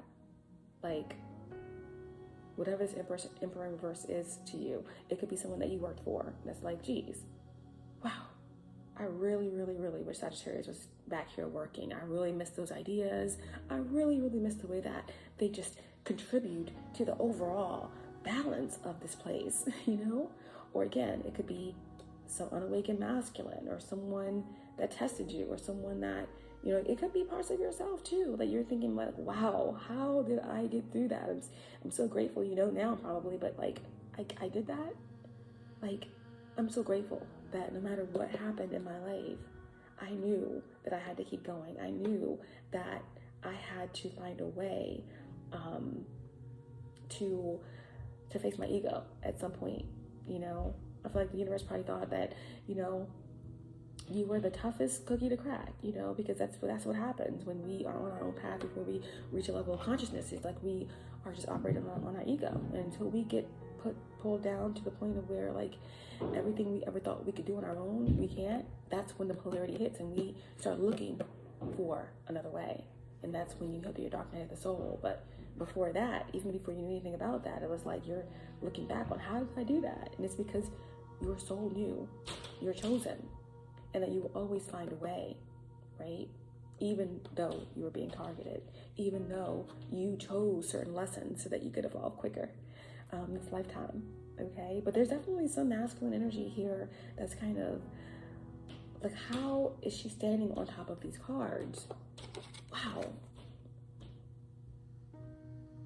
Even when, like, if you were with this person in some other past life, or even, you know, in a past tense, they're thinking like, wow, like, how did they survive that? Or, you know, if someone or anyone that did anything dark against you, evilly intended against you, they're just wondering how are they still standing on that house of cards? How do they do that thing they do on that tightrope? It's not normal. It has to be magic. You have people, the one who was like to be loved by you, you have people that think that you are doing dark arts, that you are doing evil work against the laws of the universe. They think that because they are doing evil work against the laws of the universe against you, and it's not working. So in their level of understanding, they're just like, well, this you know, Sagittarius, this earth angel, chosen one, they don't see it as that. They think you're evil. How is this person defying, you know, the laws of the universe? How is this person doing this? I mean, all of my demonic work and entities that I have attached to me has always been able to get people to fall off of their square, off of their tightrope, to demolish their foundation. But it's not working for Sagittarius. It's not working for this earth angel, for this chosen one. They're demonic. But again, that's all you do is reflect the truth back to people, and that's what it's like. I wonder what it's like. Wonder what it's like to be loved by you. To be loved by you is just to be loved by an angel, right?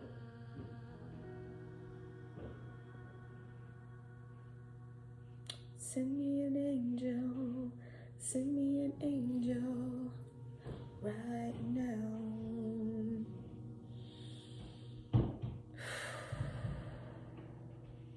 To be loved by you is to know that there's angelic presences around you at all times. Yeah, Archangel Michael.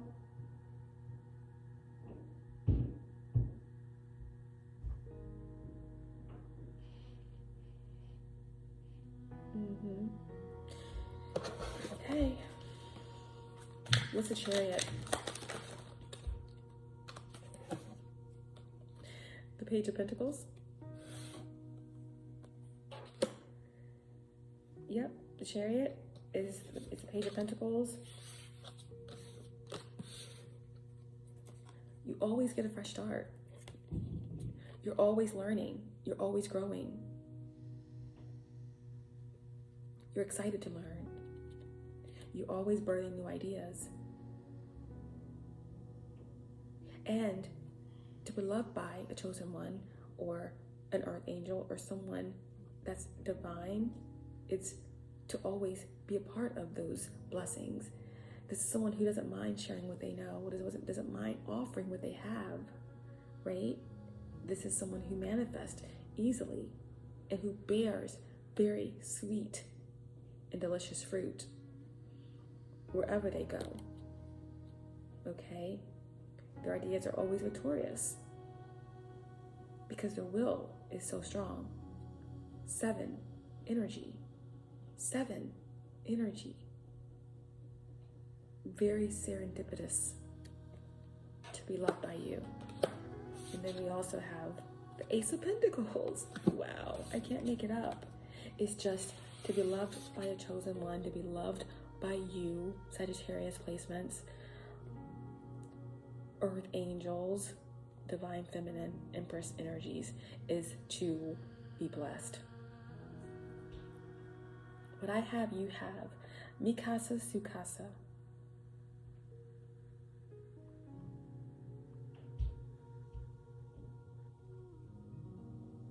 Where I go, you can follow. What I have, you can learn. And you can create it for yourself. Let's go. Let's do it. To be loved by you is an adventure. It's a learning experience. If you should want to learn, if you should want to grow. Again, it's warm. It's yummy. It's creation. And it's an adventure. It's exciting, right?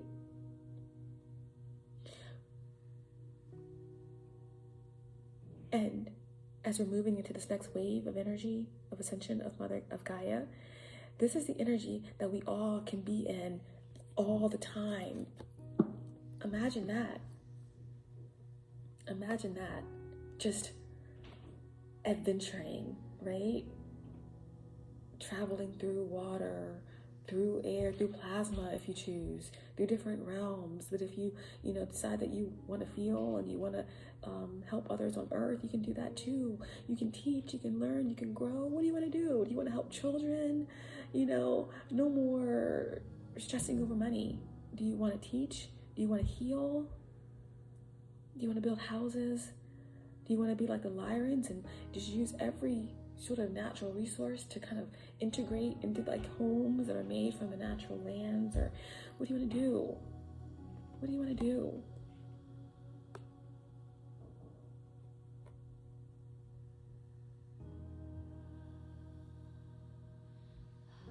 What do you want to do? It's all up to you, right?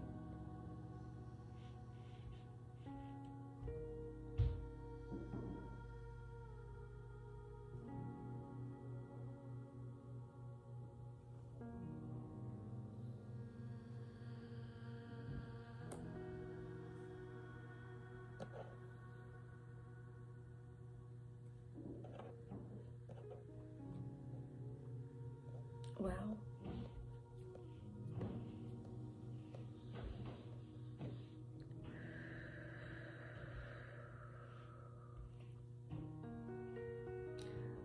It's very nurturing to be loved by you. Like I said, earth, earth, earth. Page of Pentacles, Ace of Pentacles. This is all about the Ace of Pentacles here, right? The Empress is earth and air. It's Venus and Libra and Taurus. So it's like telepathy and beautiful communication, but that's grounded and loving and nurturing.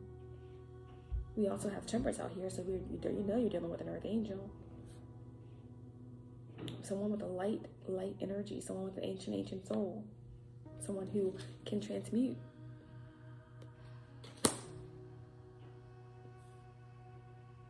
Wow.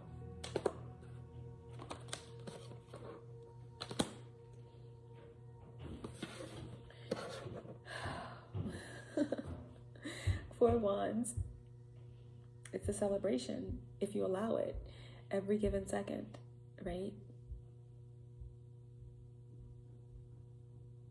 It's a blessing.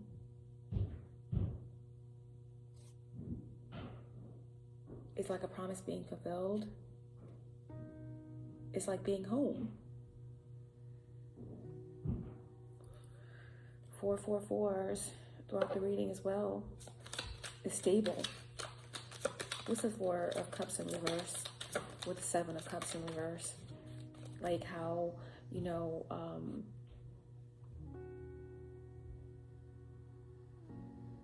sometimes how people perceive you as like maybe being codependent or overly emotional, or how sometimes you end up in third parties. People may perceive you as a third party, just different things, like different misconceptions about, you know, how you are perceived versus who you truly are. But at the same time, how you always find a resolution and you find your way out, and then these energies get stuck in the 4 of Cups. Maybe choose some other third party over you and then end up being in this 4 of Cups in reverse energy, but then you end up being free or finding some sort of resolution or finding a way out of the conflict and are freer because of it, escaping binding spells and dark magic and all kinds of thievery against you. Because you're super intuitive, King of Wands, right? And you're a spiritual warrior. But what is this energy? Yeah, Queen of Pentacles. You know, people end up choosing this type of energy, you know, over you when they have the opportunity to be in your energy. And then when you leave, they realize what it's like to be loved by you, and then they're out in the cold. They end up choosing codependent energies, you know, at some point, you know, maybe as you were walking your path, you were in this Queen of Pentacles energy. Codependency, you know, overgiving or demanding or materialistic, whatever the case may be. But a lot of times I'm getting that this is the energy that people end up choosing over you, or that they become this energy, right?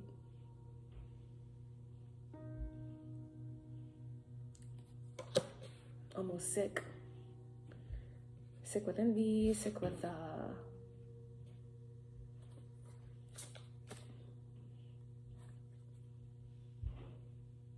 they feel trapped or something. They always end up being with someone that they want to be free of when they get out of your energy. But then you break free, and through the lesson, ascend, and you break free. Okay? You find this acceptance of yourself. And again, someone's left out in the cold, stuck in lack. And then you're a ghost. You're a ghost, and along with you, you take your 10 of Cups. Okay? What's it like to be loved by you and to lose that love? It's like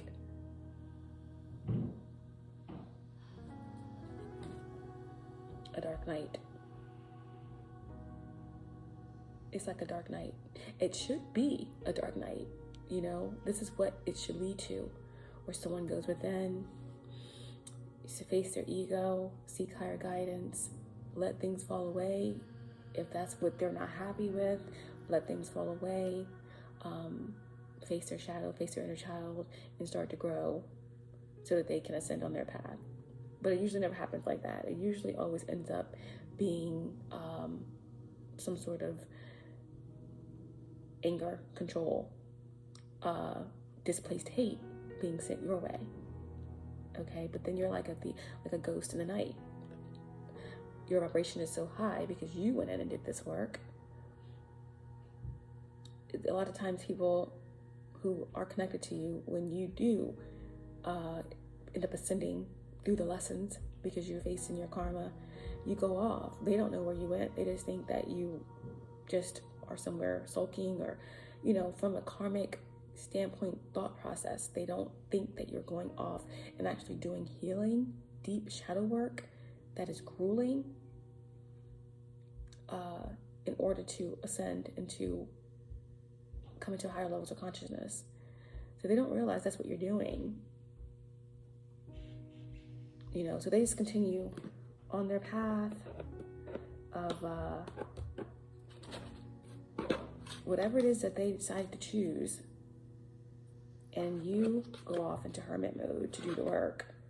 And then you begin to ascend and become lighter, okay? Because you're, you know, kind of, this is you in the dark night of the soul, right?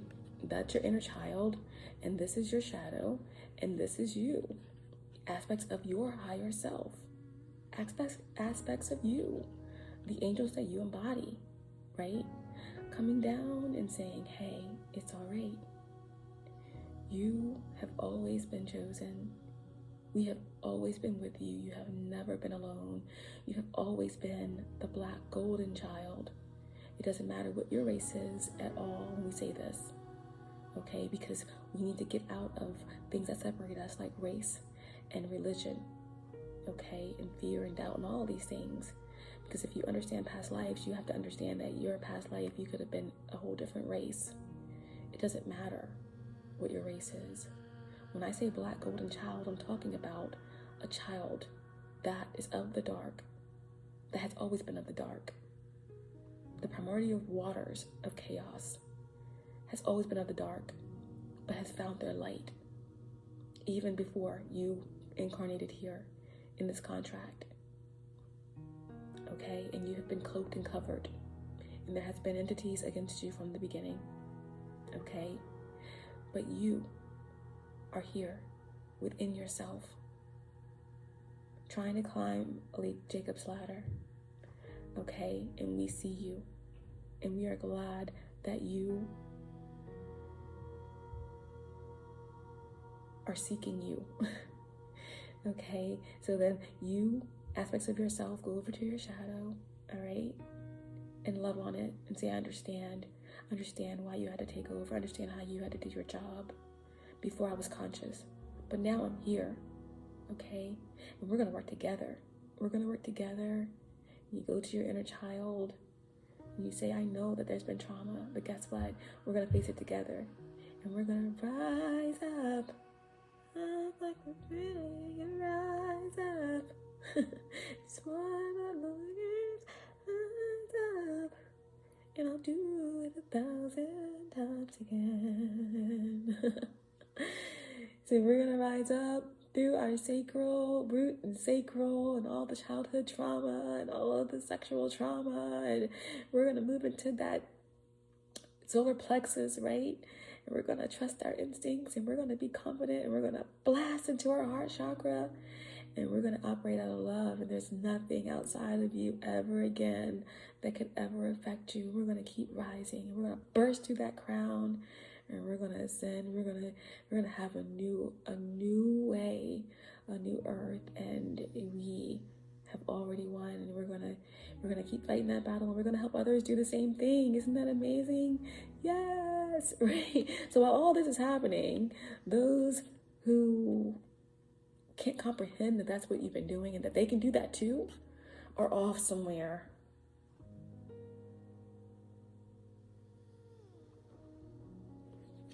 In this energy, right? Some get the hint and heal and start doing the work, and some will never do it, because some came into this existence with their main mission to strip you of this, to strip you of this 10 of Cups, okay? But no matter what, like we said, you always find a resolution. You always find a way out. You always get to the other side. And this is what it's like to be loved by you, okay? This is what it's like. 10 of Cups, abundance. Feeling like you're not alone. Feeling like you always have a hand to hold. Feeling like there's always a resolution. Feeling like You know what?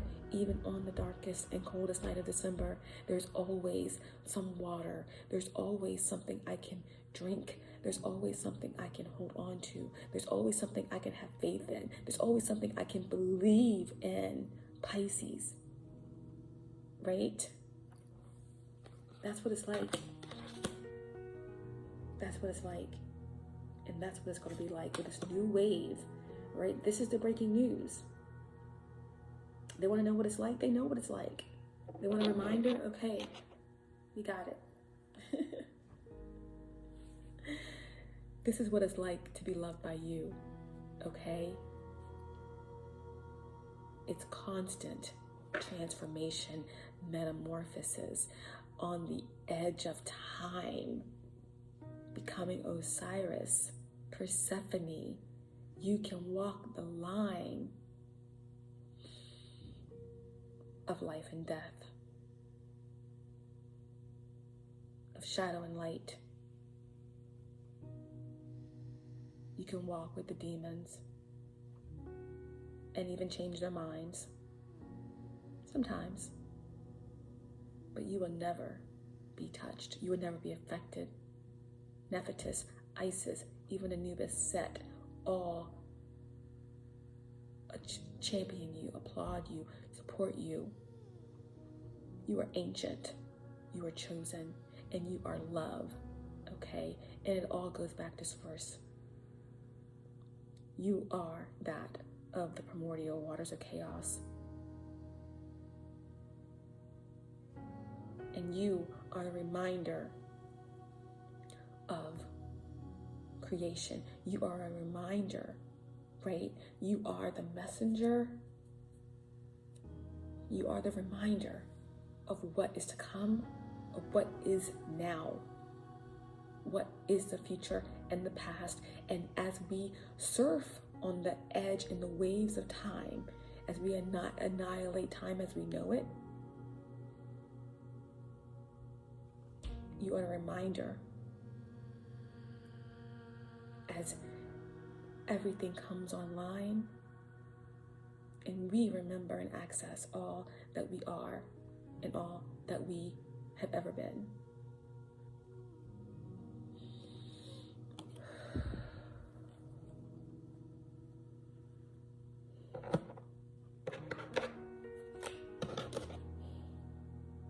Oh, and I can't make it up. Magician. You are magic. What's it like to be loved by you? It's magic. It's all for one and one in all.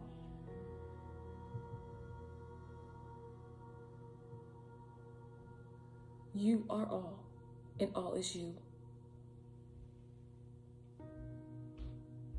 You are a co-creator with the universe, and everything in the universe supports you. And to be loved by an earth angel, by an empress, by a divine feminine energy, it's like you're the first one in line for the galactic roll call. Let's go. Let's get it.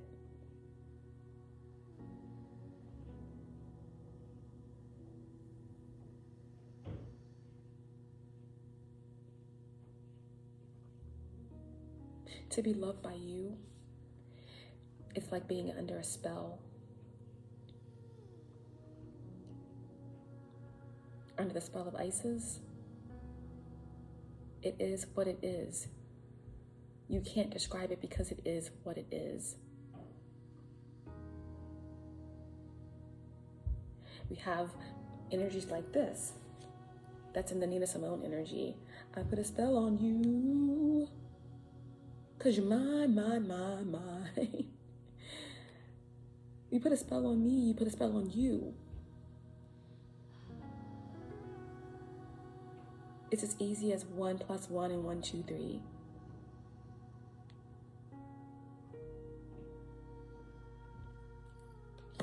That's what it's like to be loved by you.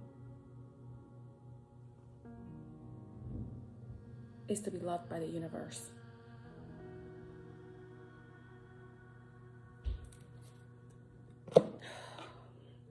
I think I'm gonna end it there, guys.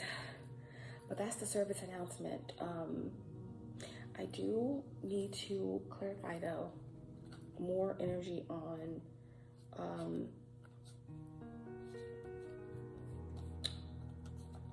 what the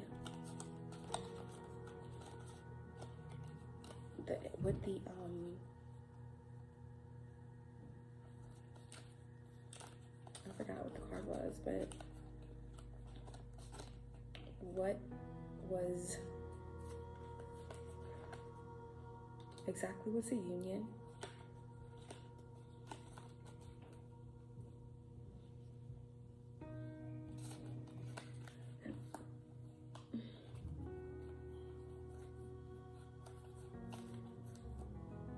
Oh goodness, where is it? And what the Tower was, what's actually coming in. I want more clarity on that.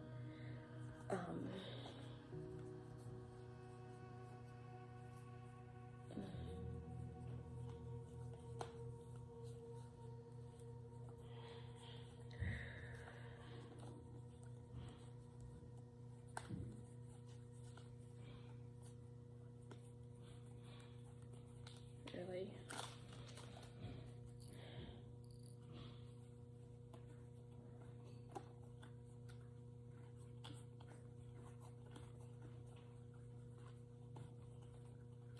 Come and show it to me. Okay. Fate.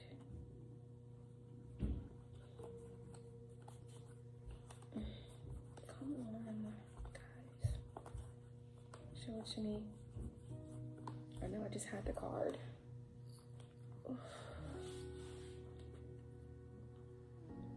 Okay, here it is. Yeah. What's the storm in unexpected? We know it's the Ten of Pentacles, right? But I want to know more about that. So we're going to clarify that, and we're going to pull some more oracles and in this message. So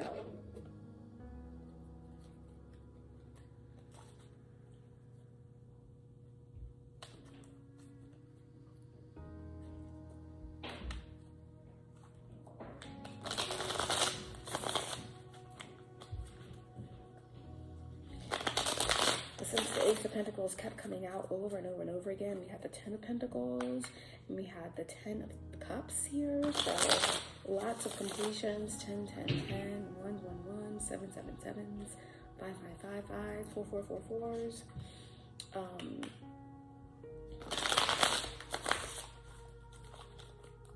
So many ones. It's all about you. That's for sure.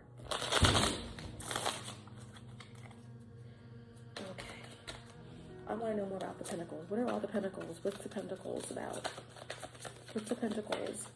Tell me what the Pentacles are all about. What are the Pentacles all about?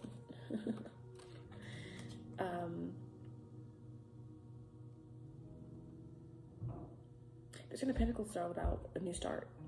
A new start that's coming for you. And also how you're needing to, it's going to be a return of your energy, because this came out in reverse. It's going to be a return of your energy, one thing's for sure. Return of some energy that was lost, something about, something about,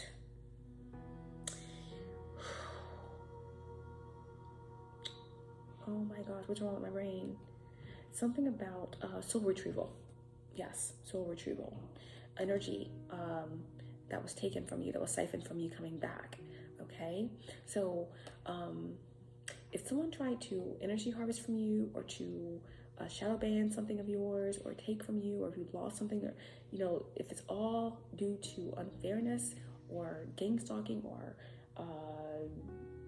a cult, or someone doing something actively against you to steal from you, to take what's yours, to cloak what's yours, you weren't getting something, right? It's being returned, or any sort of soul fragments that was taken from you, okay? It's coming back to you. Any sort of contract that you got yourself into under false pretenses, done, dead. And again, that's what the Pentacles are all about, because the Pentacles are also about new seeds being planted, new beginnings, the end of certain delays, things like that. Yes, there you go. These aces that are coming out here, yeah. To be loved by you is to remember who you are. That's what a lot of you are helping other people do, to remember your soul essence. But these pentacles really are about, there's something coming in here that's going to allow you to remember, to awaken, right? Something about light codes, all right? I'm hearing Nana, I'm hearing Isis, I'm hearing, there's something about you getting access to the codes. It's like there's a father figure, or there's some masculine energies. It's like giving you everything. It's your inheritance. You deserve it, right? Something about the sun, maybe Ra, okay? Some of you definitely can embody the energy of Sekhmet, Hathor, because, that's the father energy, and he's like, here, take it. This is it, right? This is it. Okay, so this is what the Pentacles is about. It's about remembering your soul essence. Something that was snatched from you as a child. Freaking thieves. Thieves. Yeah, thieves, you. If you're a troll and you're watching, yes, you're a thief.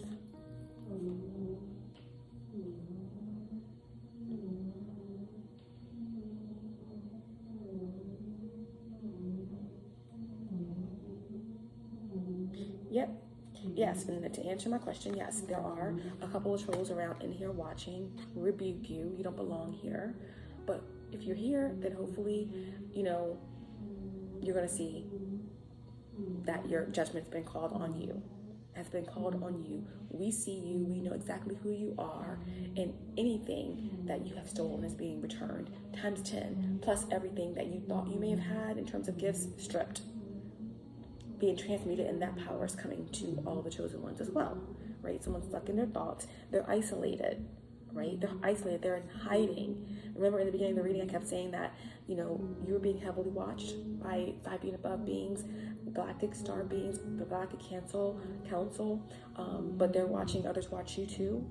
Something that you did released a lot of souls on the 4th dimension that are here to help you and support you, but there's also some that are watching you because they're trying to find ways to inspect you or to MIB you or whatever the case may be. They know how strong your soul is, and they're being heavily watched. But these energies there are some beings, people and energies that were attacking you or trying to attach themselves to you, they are in hiding as well, because there are groups and cults that they were a part of that are hunting them down as well. And there are also high-level demons that are hunting these people down, these energies down as well. And there are some who don't even remember who they are anymore because they are completely consumed, all right? But they're no longer watching you. Like I said, there's something that ends.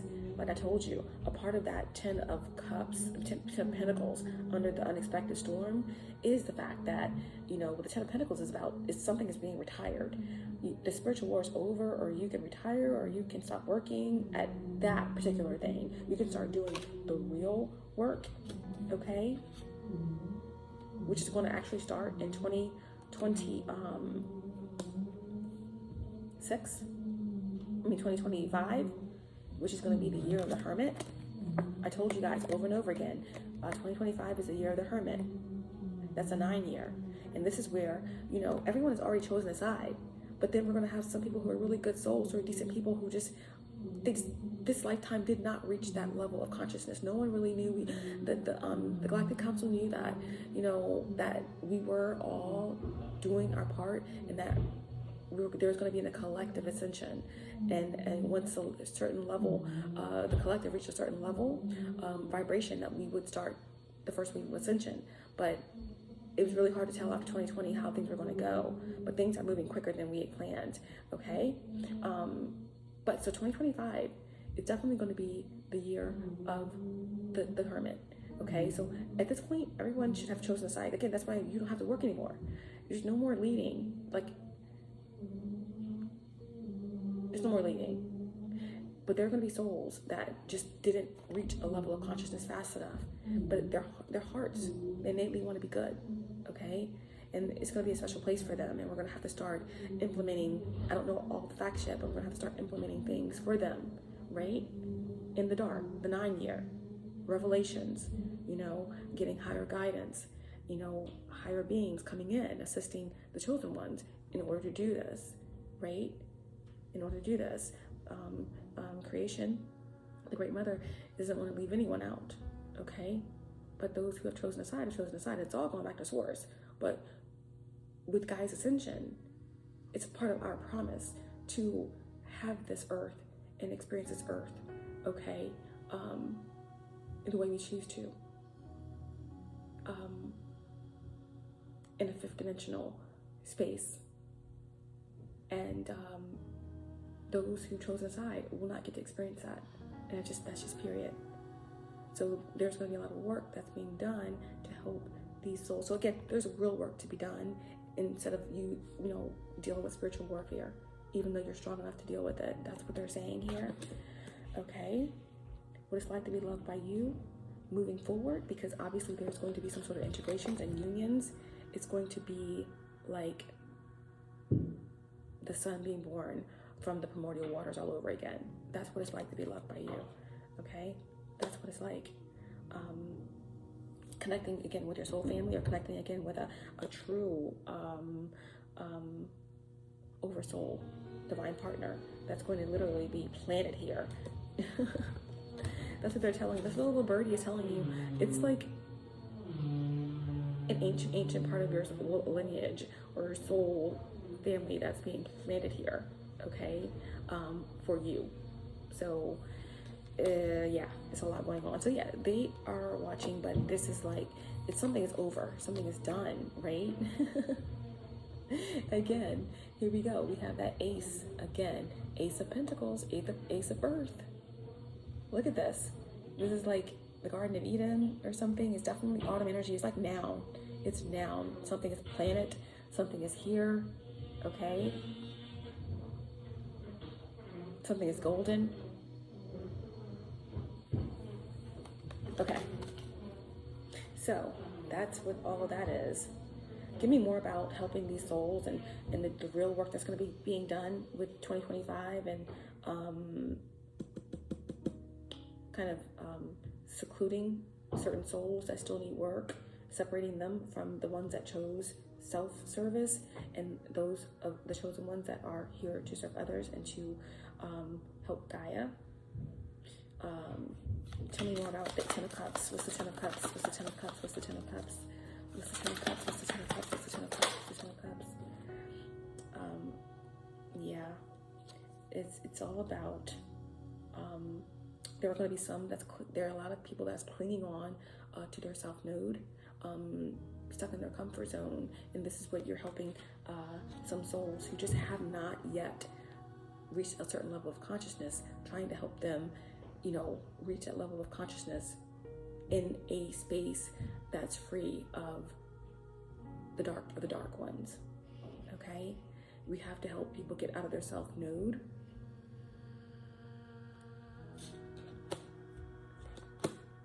One more on 10 of Cups. What's the 10 of Cups? What's the 10 of Cups? Yeah, so yes, there's divine detours that are being put into place, divine intervention. You know, it's fated for it to be this way, you know, to help people get out of their self-node and to help these souls to be safe, to feel safe while they continue trying to reach a certain level of consciousness. That's a part of the new work here that's being implemented. 2025. Yeah, that's the truth, you know. And one more. 10 of Cups. What's the 10 of Cups? Yeah.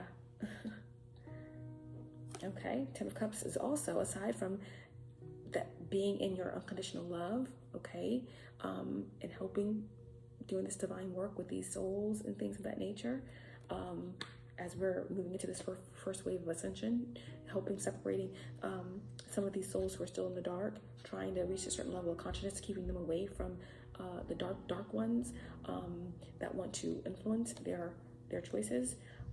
Aside from that work, it's just going to also be some sort of passion and chemistry here that you're going to be experiencing with a divine counterpart here. You know, that's just, I mean, this is not a love reading, but this is what the Ten of Cups is as well. Like I said, something will come out of the dark and surprise you. Something's being implanted on the earth. We got that Ace of Earth card coming just for you to experience. One more for Ten of Cups. One more for Ten of Cups.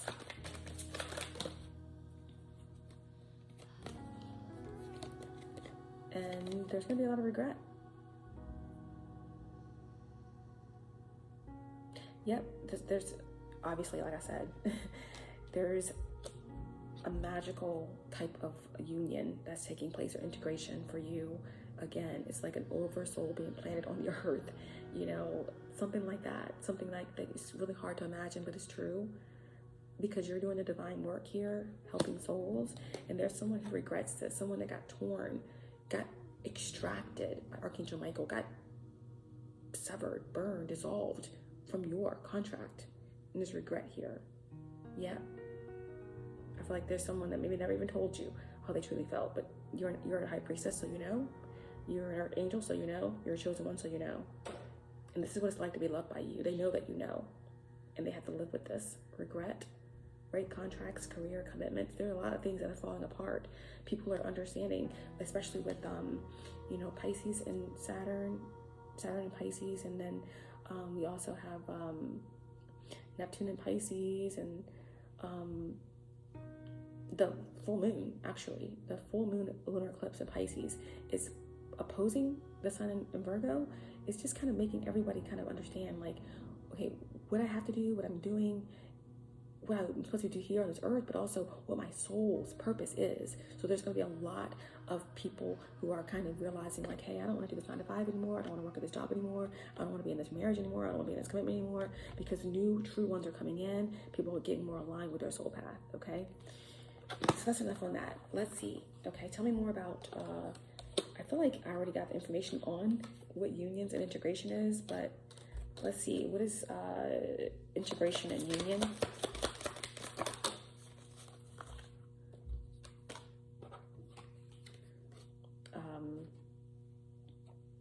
If people don't know their self-worth, they're being extracted. There's people who don't understand their self-worth, they're being extracted. And if you do know your self-worth, you're being extracted out of certain connections, period. Okay? Yeah, because this is some sort of higher communication, a higher love coming in. We have Mercury, messages, travel. Okay guys, I'm so sorry about that. My iPad died, so I just want to jump back on, and it was a sign that we're gonna bring the message to a close. But in terms of integration and union, there's definitely some big messages coming in. The certain energies don't want this message to get out, but it keeps cutting off on me. But again, when it comes to integration and union, there's definitely some type of time travel, teleportation, visitation. There's an energy of very powerful oversoul energy integrating into the earth. That's really high, but it could definitely be you meeting somebody, or there being some sort of collaboration here. But a lot of messages of Mercury coming through this reading, particularly Mercury in an earth sign, Mercury in Sagittarius, but Mercury energy in general. I think Mercury will be out of his shadow here soon.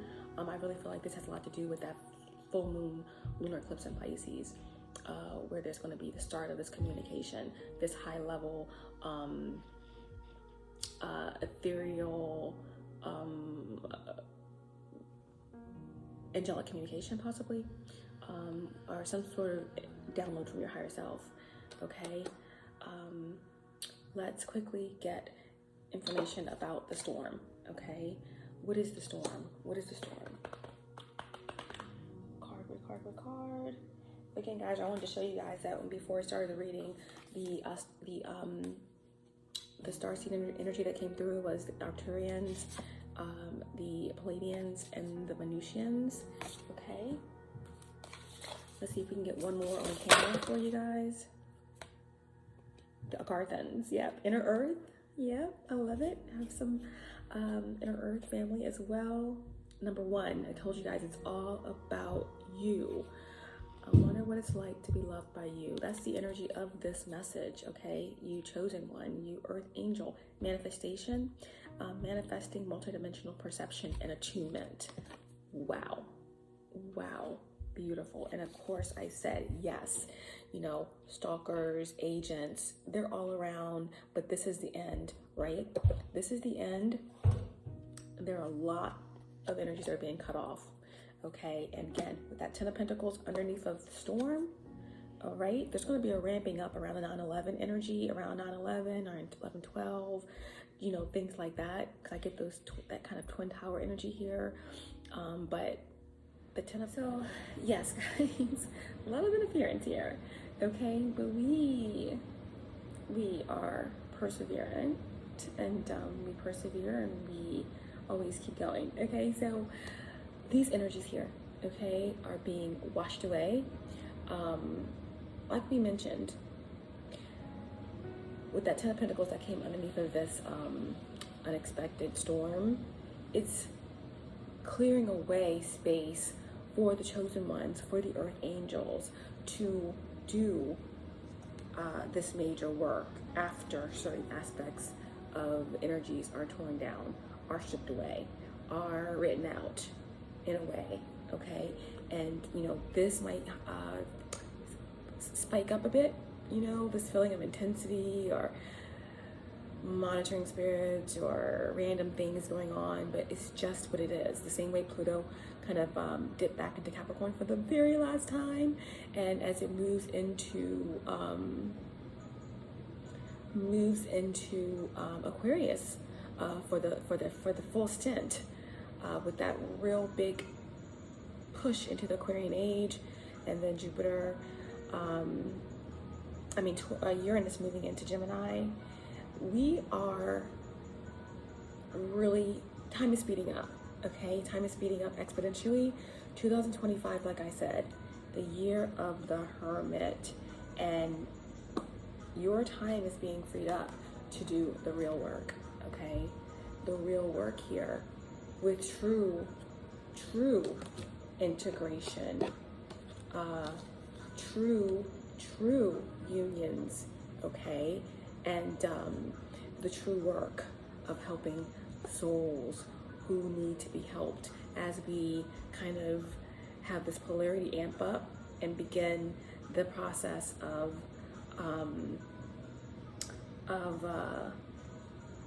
really truly healing and remembering and surfing on the waves of time, okay? And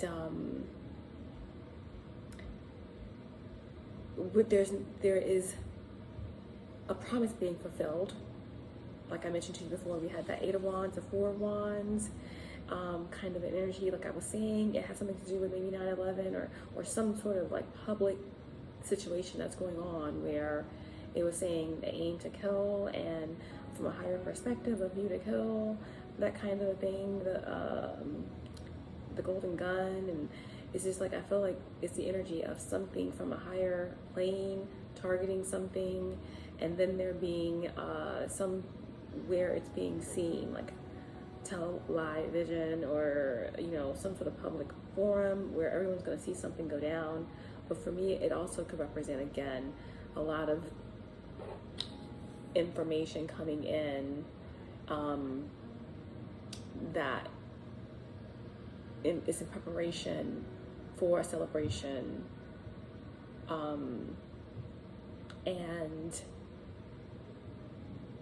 something that's going to allow all to see the unification of the promise, okay, being fulfilled with the first wave of ascension, okay?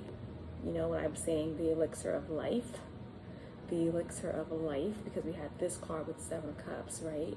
Something super powerful, like the most powerful drink you've ever had, a little bit of sun magic dipped into, you know, every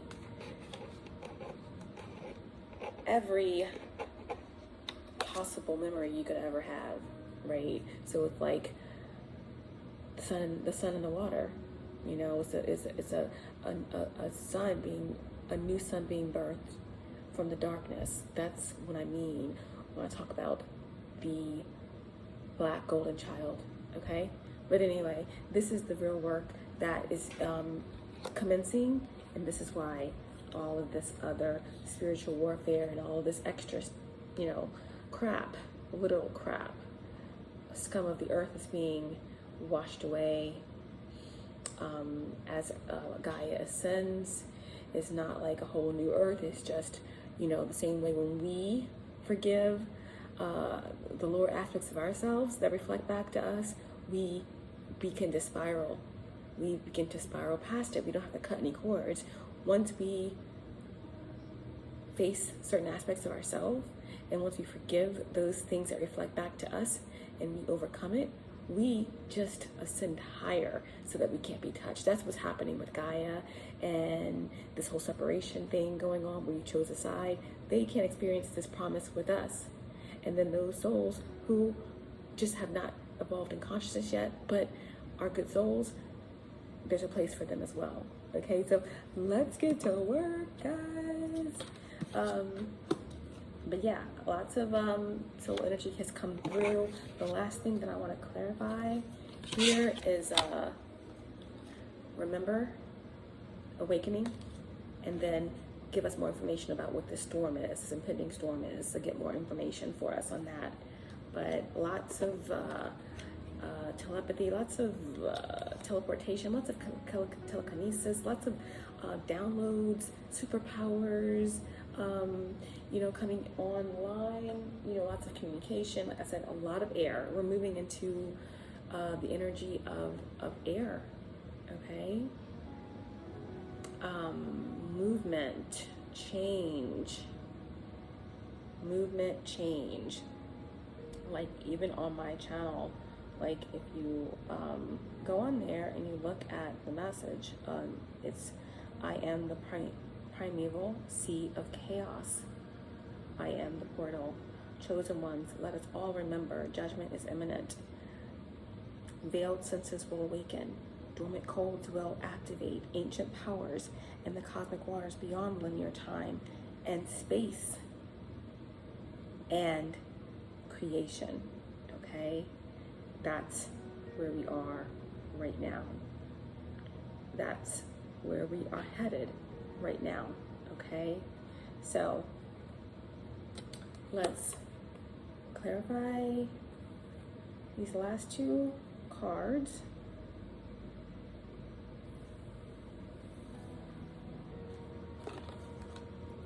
Remember, awaken an unexpected storm. Right underneath the MIB card, guys, remember, we have the third eye, and it's visions, manifestation, and meditation. Now is the time to be connecting with yourself, okay? Don't feel like, you know, labels, even divine masculine, divine feminine, even, you know, all these different things that we, you know, determine as is for us as in our human bodies and for our human understanding. But meditation is whatever you want it to be. There's no right or wrong. If you feel like you meditate and you laugh, like you reach another level of consciousness when you're just freaking laughing and enjoying yourself. If you feel like you reach another level of consciousness when you're with children, that's meditation for you. If you feel like you reach another level of consciousness when you're just asleep, you know, I for one love to sleep. You know, I just feel like I am just transcending realms, and it's just I'm freer in that space. But you know, whatever it is for you, it's time to tap in. It's time to tap in. Number 38. What is it? 11. Okay, all spiritual numbers coming through here. Sevens and sevens and sevens and sevens and 11s and 11s and 11s, 4s and 3s. Okay, 6s. So that's that. What else do I want to do before I do that? Okay, I'm just going to get a couple of handwritten messages before we clarify those last 2 cards and get some divine advice, okay? What else is coming through? Any other messages about Sagittarius placements for all of the collective? Our earth angels, our chosen ones, our divine feminine energies, our empresses. Please, what it's like to be loved by you, by a chosen one. Show me clearly.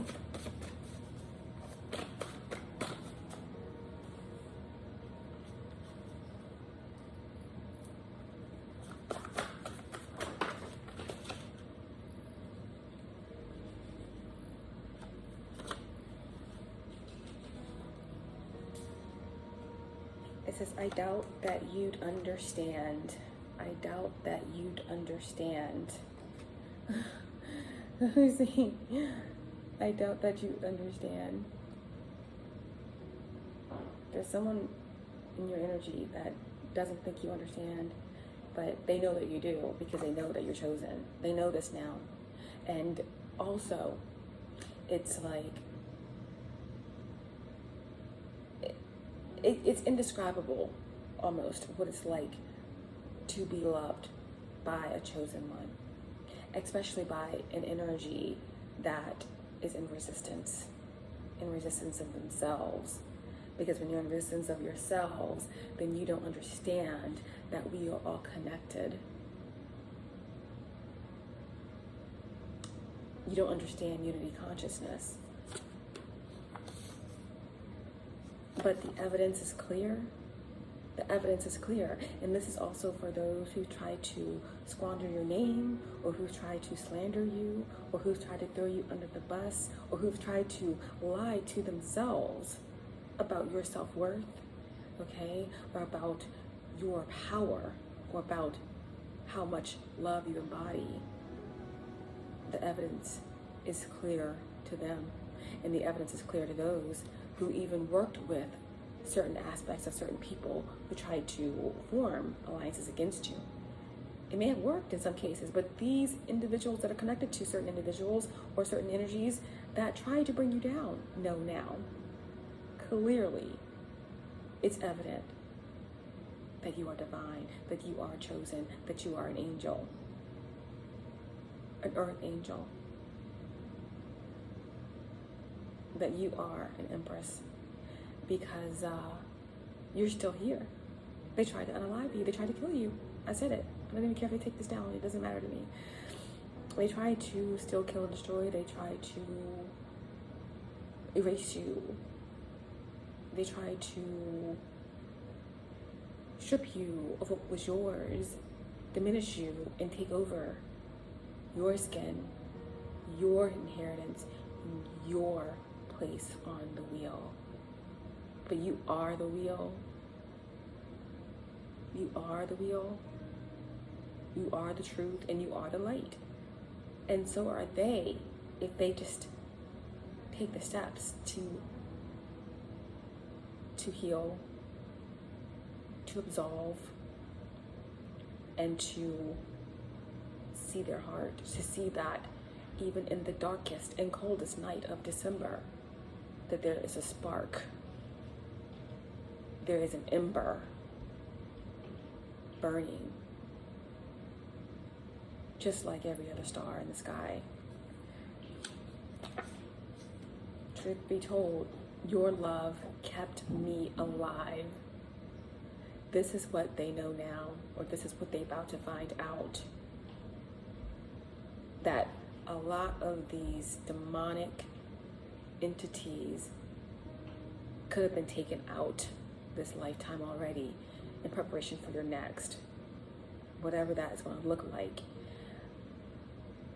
after Earth's ascension. And after we move past the newer phases, because Earth has already ascended. But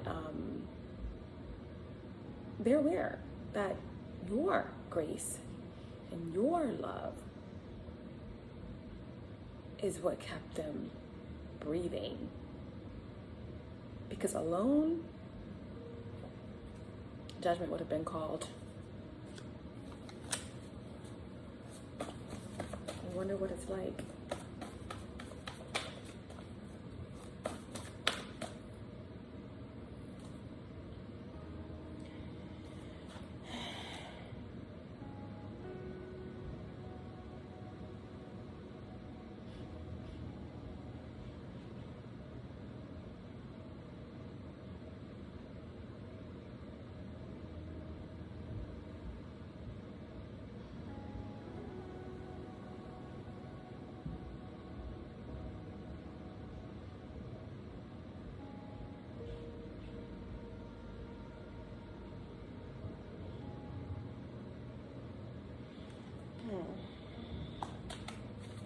Let's get one more here.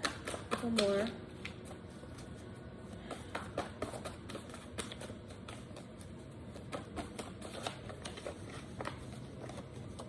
Oh.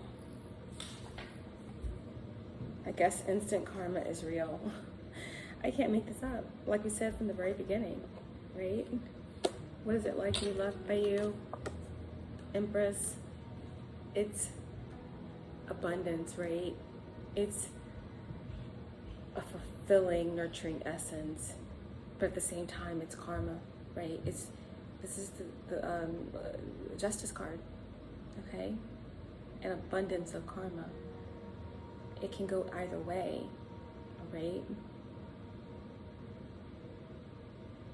Like I said, so many feminines or masculines have come into you, and again, I'm not excluding my divine masculines because, you know, take it as it resonates. This is not gender specific, but, you know, this is definitely about chosen. So if you were masculine and you were chosen, but, you know, as I got the energy when I was coming in, it was more divine feminine, but hey, divine masculines, take it as it resonates. You know, this is happening to you too on the other side. So, so many energies, handlers, right, have come into your life to handle you,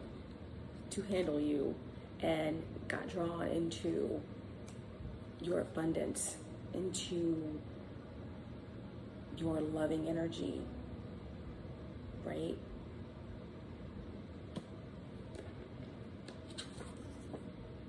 Truth be told, your love kept me alive. The evidence is clear, right? And the handlers got handled.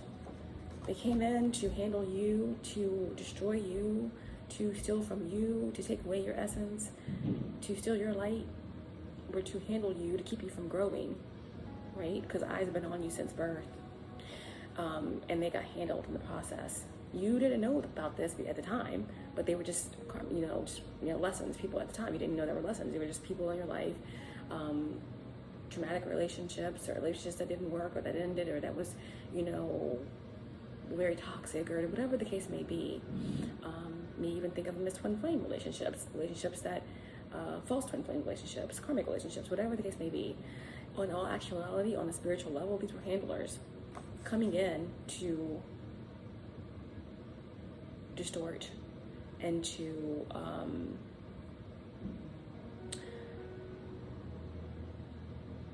handle you in some way, and they got handled. The handler comes in and they get sucked into your divine feminine energy. Some of them fall in perceived love or perceived control, whatever it is, they get sucked in and they don't do the job they're supposed to do, and everything gets everything got real crazy, right? Real weird, real disorganized. And then they don't have what they came in to get, and the handler gets handled. And again, in some cases, a lot of times, you are that mirror for yourself and for others. That's the essence of Venusian energy as well. But I can't make it up when they say, I guess instant karma is real. This is what it's like to be loved by you. In a lot of cases, people meet their karma. They get away with many, many things, and things go their way in many, many ways. Control, free will, whatever the case may be, whether they know it or not, whether it's intentional or not, whether it's conscious or not. You know, some people are doing these things consciously. Some people are just being used by demonic forces and principalities that they have no control over. But they end up getting handled. Doesn't matter what level they're on. When it comes to you, chosen one, they end up getting handled. Because like I said, what is it like trying to handle someone who's embodying Isis or Sekhmet, or someone who's embodying Anubis, you know, or Osiris?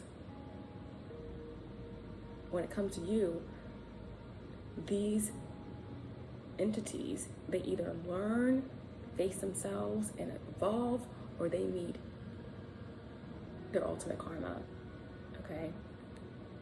They meet their ultimate karma.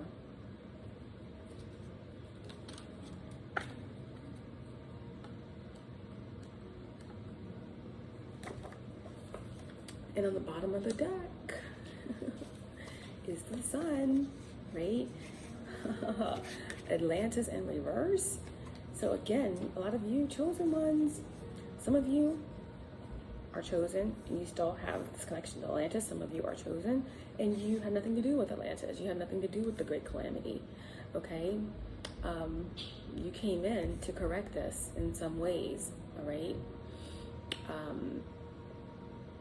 From the angelic realms, part of the light body council, Lyrans, okay? But ultimately, what else is underneath for there? Life path 4.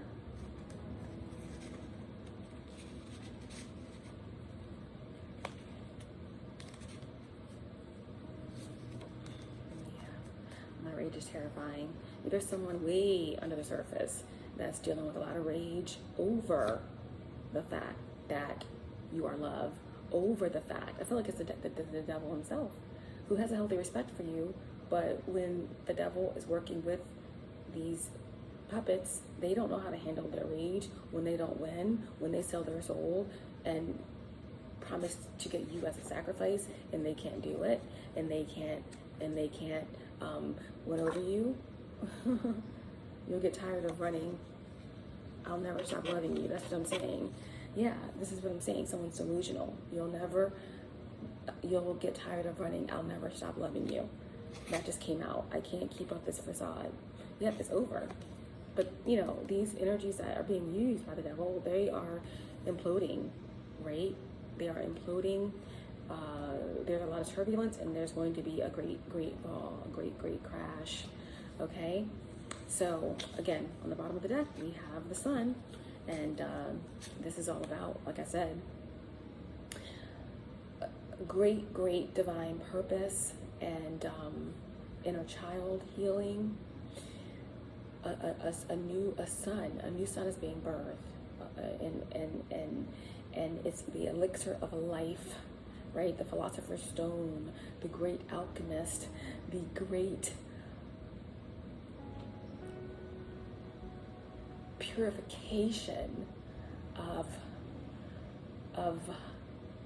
the Christ grid coming down, okay? And this is what the storm, I feel like this is what this is really all about. This is what really both of these cards are all about. The remembering and awakening and the storm and unexpectedness, okay? Because the Ten of Pentacles was underneath of this, remember? This is a really positive energy of spiritual war being over, of a spiritual warfare being over, and that your task is changing here. Your task is changing, and you're going more from, you know, just acting and battling spiritual warfare to actually teaching and healing and having full access to Akasha or something like that, okay? So we're going to leave it there with those messages. We're going to clarify remembering, and we're going to clarify what this service announcement or what this unexpected kind of tower energy is coming in. But yes, it's like on the grand scheme of things, you know, we're going to be remembering things on a grand scale. I do know.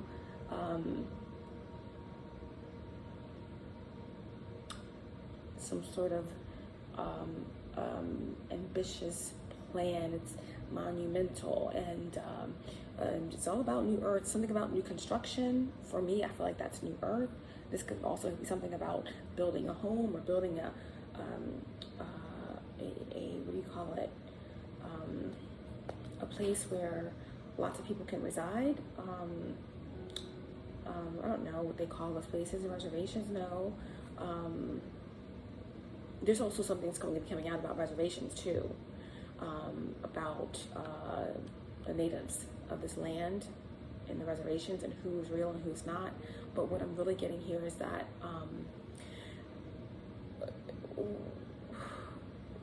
there's something about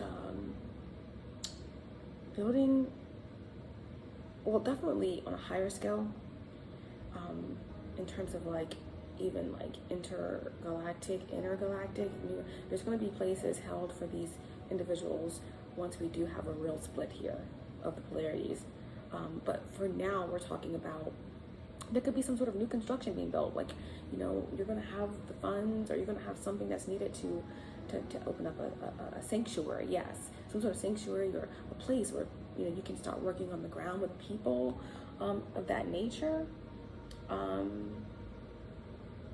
Like a temple or something. I'm hearing something about Babylon or a skyscraper or whatever. Or again, I'm seeing, like, when you think about Atlantis, like, you know, they were saying that Enki, he built, like, you know, when he called it something else back then, but it's another word for silver. And he had discovered silver, and he had built this temple for himself made of lapis lazuli and silver, you know. So I don't know, that's what I'm getting here. There's something that's being constructed, or whatever, but let's leave that there. And let's clarify. Remember, what is remembering? What chapter I'm going to use for that?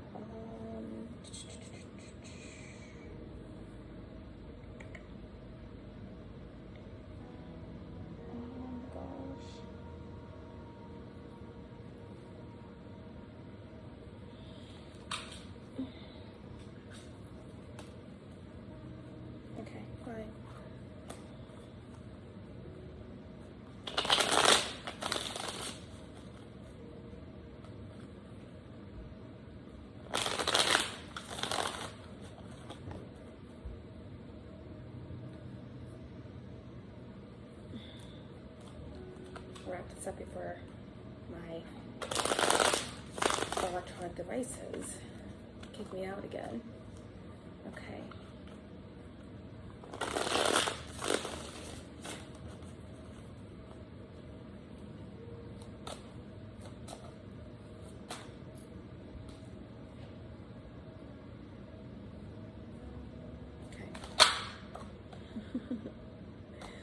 What is remember? Two of Pentacles. Okay, what is remember? You have Two of Pentacles, and it's all about, again, something surging.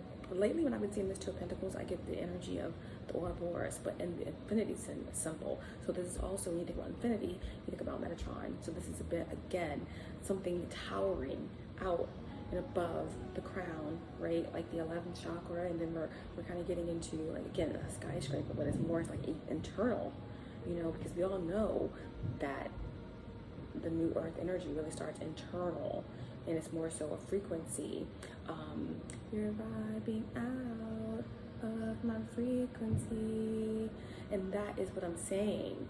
You know, this is an ascension, this is awakening, this is the first wave of ascension happening on the earth. And again, it's more like the rapture. It's like those who don't know won't know. Those who have eyes to see will see. Those who have ears to listen will hear. You know, but certain energies won't have access to you. All right. But this is also a convergence of everything, of time, of past and present, and everything. You know, to do away with abolishing duality or something. Remembering that there is no time. Hope has never been defeated by any doubt, but it is solid and constant to the end when reason arrives to help hope. Reason arrives to help hope. Reason arrives to help hope. It's all about the mind and heart aligning, bringing in this true freedom, this true remembrance.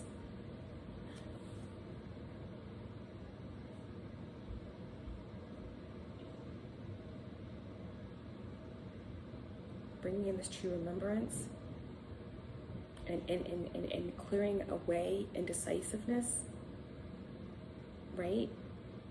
Clearing away indecisiveness and clearing away that energy of like false twins and toxicity, right? And heaviness, because this is the true. This is the true sun, the true integration. What is remember and awakening? What is remember and awakening? Remember and awakening is the Three of Swords and the Seven of Wands. Wow. Okay.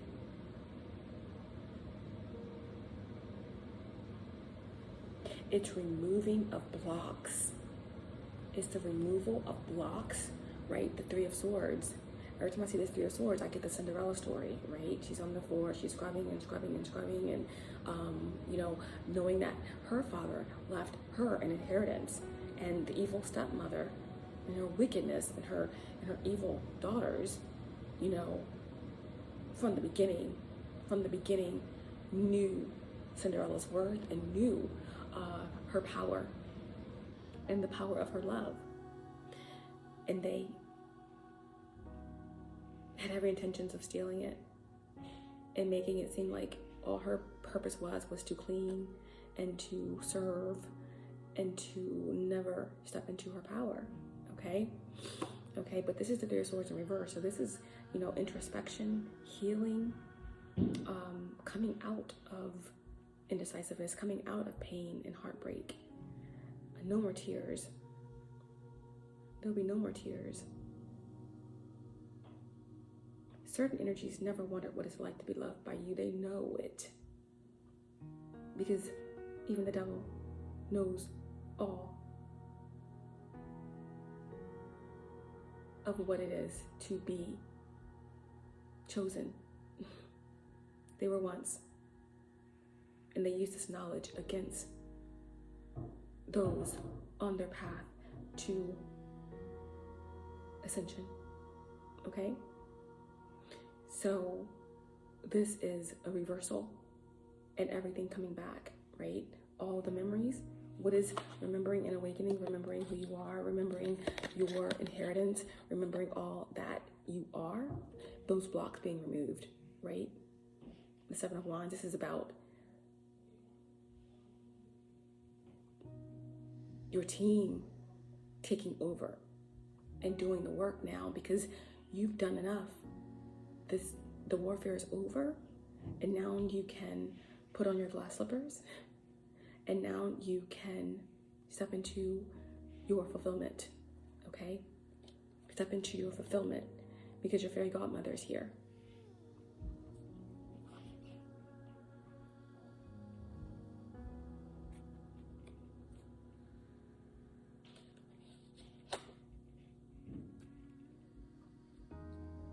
And then lastly, let us get the last bit of information about why the collective needs to be in self-care right now, needing to be self-serving before the storm comes.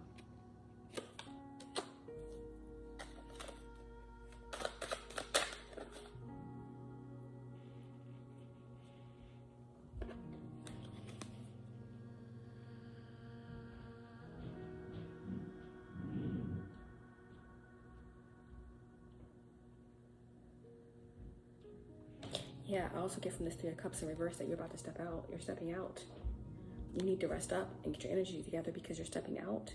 fear makes the lamb tremble in the fold, if it hears the wolf outside, and it stays so enclosed that the subtlest breeze can hardly reach it.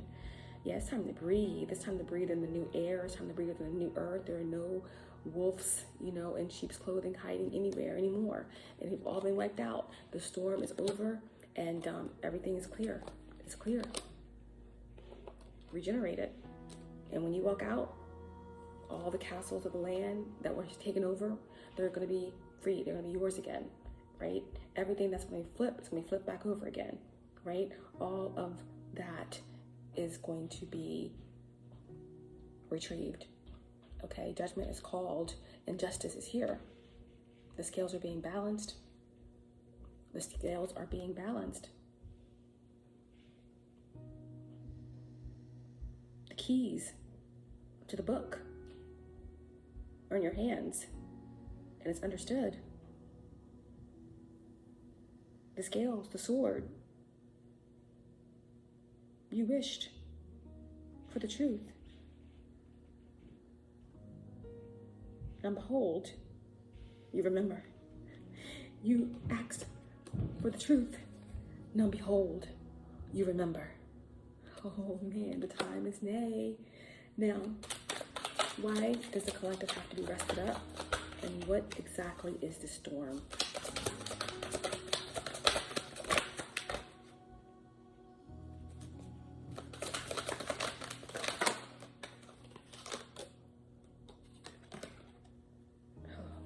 The Seven of Pentacles and the Page of Fear. Okay, you have to be rested up and prepared, because there is going to be some new information, okay, that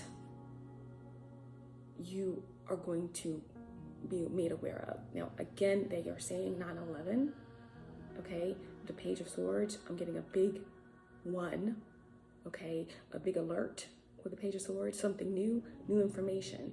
The Seven of Pentacles, again, is something rooted, is something,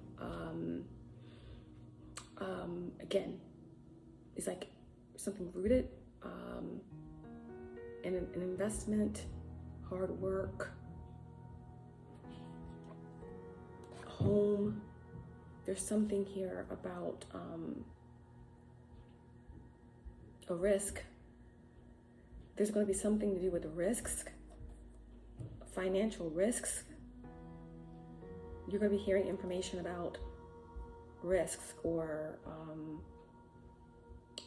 money, or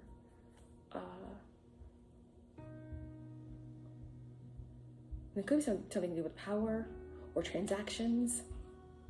Page of Fear, Seven of Pentacles. Hope if you're not there when someone has his own, you put such doubts that he will not dare to say it is mine.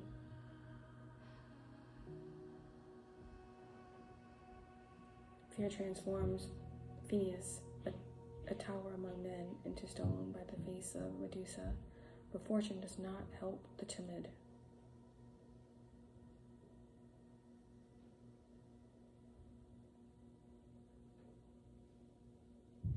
You have to be prepared. Well, again, also, like we said, Page of Swords, there's definitely a lot of eyes on you, and there's going to be a lot of eyes on something. There's going to be a lot of eyes peeled on some type of investment. So this could have something to do with stocks, or something to do with results. A lot of people watching something. It's got something to do with elections or something like that. But something unexpected with the storm. They're saying being rested up, be prepared, or maybe the self-care could mean just stay in during a certain time. But his fortune does not help the timid.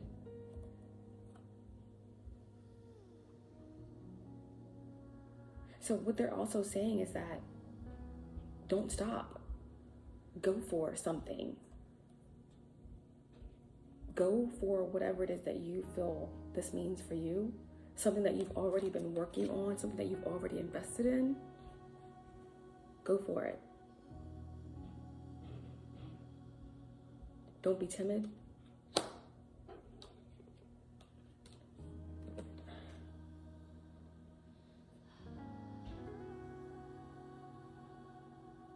You're saying, take the road less followed.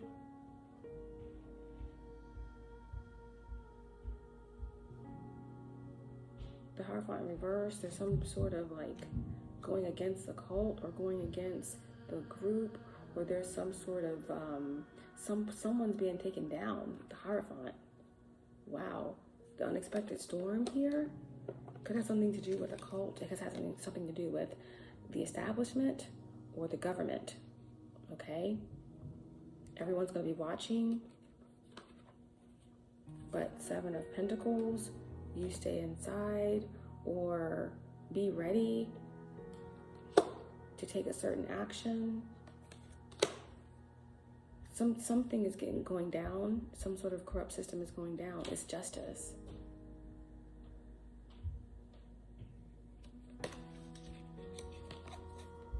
This could have something to do, oh wow.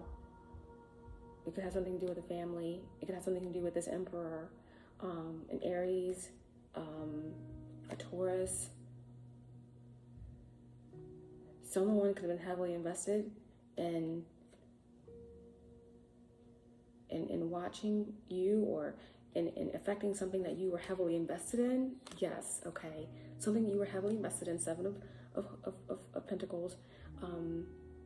Could be online or something like that. Again, all of these are different ideas coming in. It's a collective reading, so I'm getting something about government, I'm getting something about watching 9/11, something from a high view.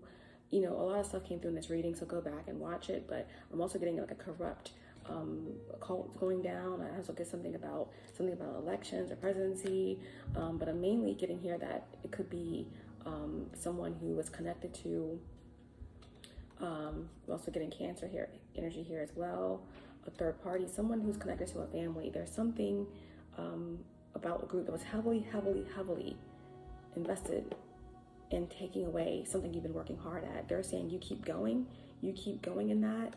This energy, the justice for you is that something is being taken down, some corrupt situation or group within a community who's been misusing their knowledge or knowledge of you or spirituality. They're going down hard as well.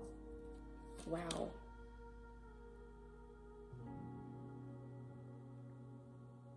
Someone thought that they were a master.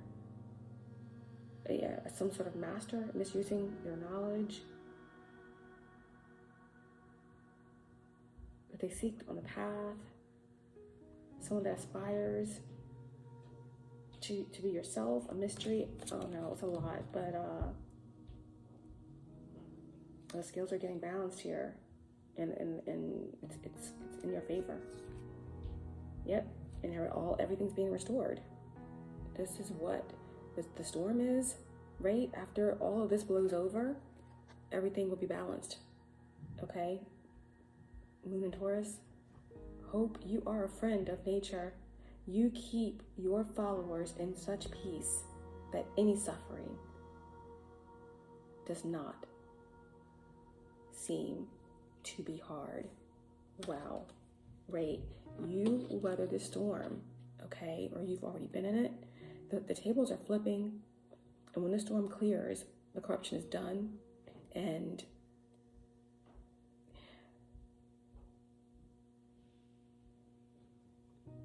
this is what commences, right? Peace. And everything in the hands of who it's supposed to be in, where it's supposed to be all along. Okay? Wow. I still feel like there's something that's not quite finished with this yet, but the Ace of Wands is underneath here. Someone's being stopped in their tracks with the Ace of Wands. They're not going anywhere. Jealousy cannot spoil a true love, because if a love goes with pure faithfulness, love rewards him at the end of his service. Yeah, like I told you, some of you guys, you're about to retire and love is about to reward you, okay? Jealousy could never win. Evil could not win. Something's being stopped in its tracks. Ace of Wands in reverse. And again, we're back at the 2025, right? We're back at the energy of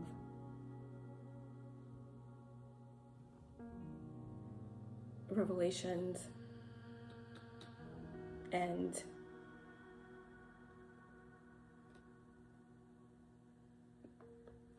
the truth coming out. Okay, I don't think I have anything more here. Maybe tell me more about this situation, about whether this is a legal system or the political system, or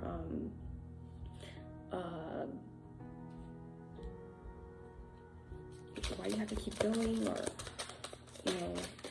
what this cult is, or this emperor in reverse. No one's working with anyone anymore. A system's completely falling. It's your justice. Keep going. What is this? Eight of Pentacles. Yeah, so it's just, something's over. Okay? It's over. It can't be perfected. It can't go on. It's a fail. It's a fail. The devil is a lie. The rug is being pulled out, and once again, Sagittarius placements, okay, earth angels, chosen ones, divine feminine, masculines. You are protected. You win. Love wins. Okay? This is the epitome of a major shift. Temperance number 14 reduces to 5. Right? 5s are all in this reading. And here, as you can see, it's one toe dipped in, one toe dipped out. Someone can straddle worlds. Someone has come out on the other side. Someone has done a tremendous job. And if anybody's still wondering what it's like to be loved by a chosen one, this is what it's like. This is what it's like. Okay? Beautiful. Right? It's the end of that. All of that, right? Trauma. Stagnant waters. Past life trauma and past life entities and ties. It's no longer working. We're moving on. Chariot. Okay?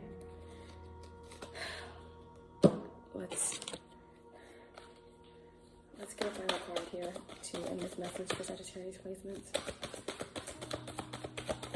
Any other messages for Sag?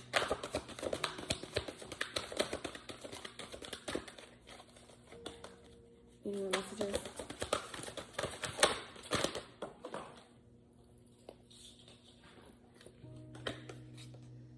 We have energy signature. Number 14 reduces to 5. I cannot make this up. Temperance 14. All right, we have temperance out here twice. Okay, definitely Archangel Gabriel, Archangel Metatron came through, Archangel Raphael came through, Archangel Michael came through. But this is what it's like to be loved by you. Look at this energy, right? It's so divine, it's so celestial, it's so cosmic. But it's number 14, 14, 14, 5, 5. Just 5s. Change, change, change.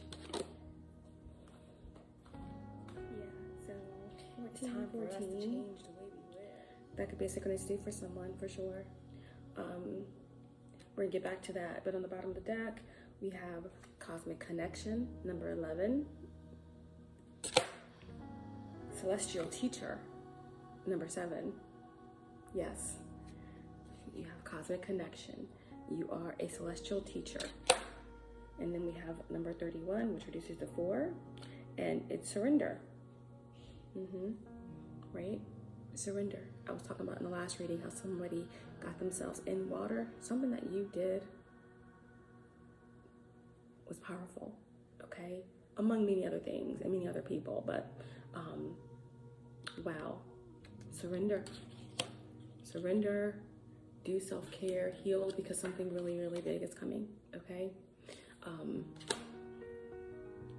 So that was a service announcement, guys. Let's go ahead and I'm going to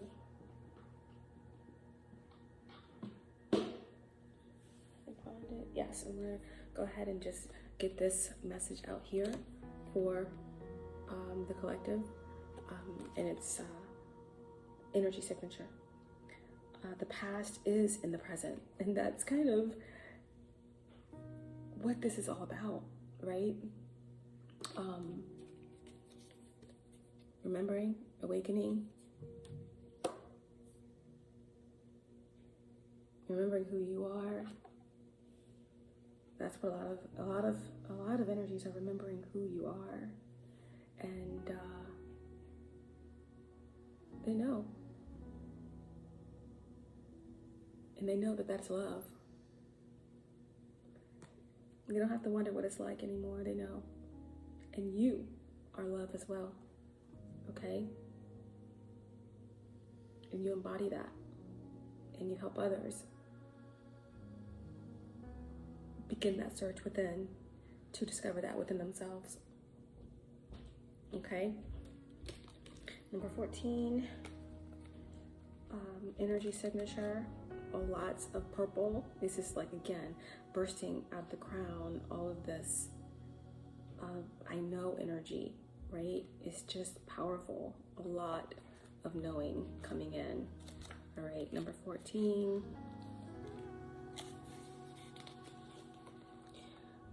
The past is the present. Expose what has been hidden. Whoa, that's what it's about. Exposing what has been hidden.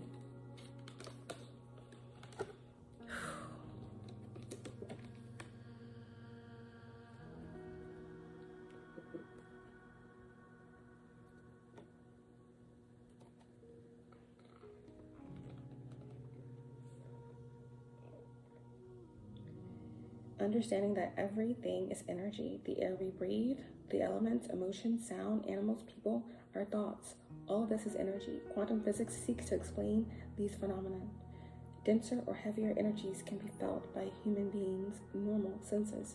Most people will already understand what it feels like to walk in a room where an argument has just taken place, filled with an unseen tension. People react to these sensations, perhaps with an immediate awkwardness or a feeling that they need to vacate the building.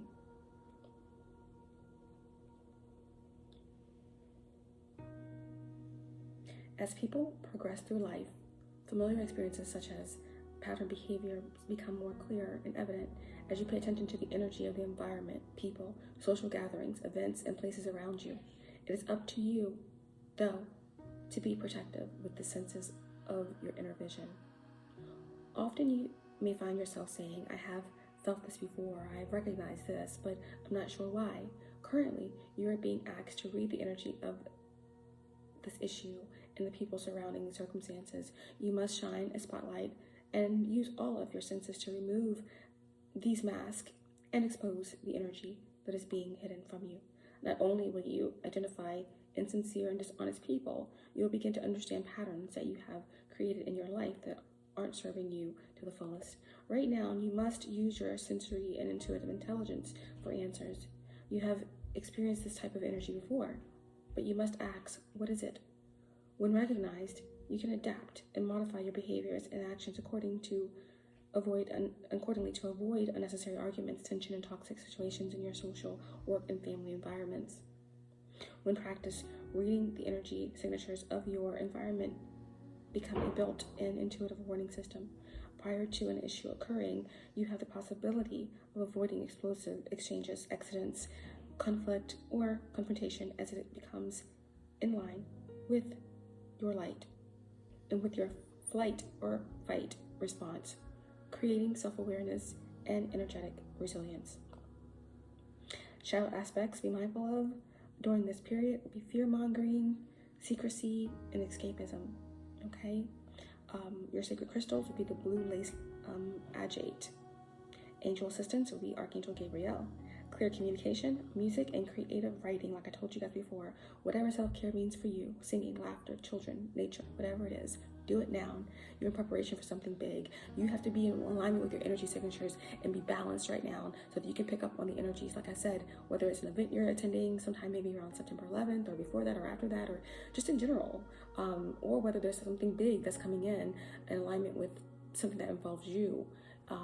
There's a need to be mindful of the energies around you and to use your discernment about who to align yourself with or where to go, or maybe not to go somewhere.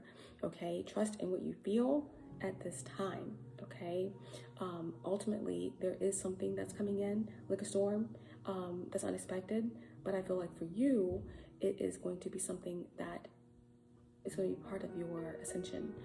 But there's a lot of energies around you that could be, they may not be as conscious as you.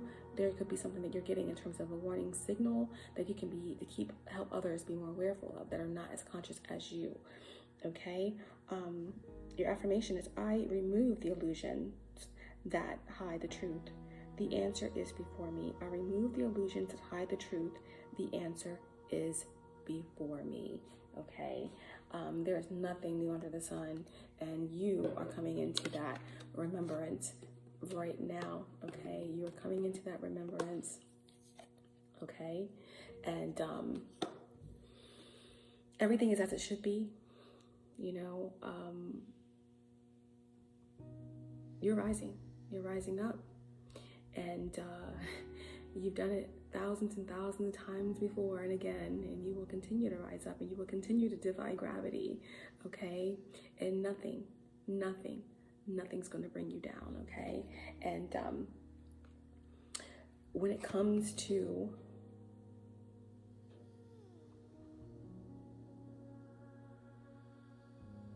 those wondering what it's like,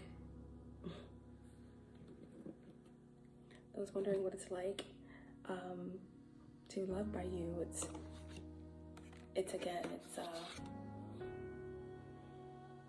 like the love of a child, right?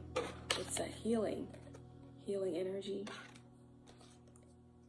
I feel like what this storm is bringing in for you, for the collective, is some powerful type of integration. Like I said before, with the Seven of Cups, with this energy here, it's like an elixir of life. It's a birthing of something completely brand new. Okay, something extremely regenerating and powerful. And it's a return of lost soul fragments. Okay, it's this dissecting energy, right? If you're the Empress, that reflects, it's a dissecting, it's a seeing closely, as all of your spirit team is around you in the form of the moth, in the form of all of these high vibrational beings. The lower frequencies are scattering. Okay, you're coming into the truth. Something is going to be made very clear for all to see. I don't know if it's going to be something that's broadcast, but it's powerful. It's like the sun in your hands. It's that type of coming into some type of consciousness or truth. Okay, but they wonder what it's like, right? They wonder what it's like to be loved by you. And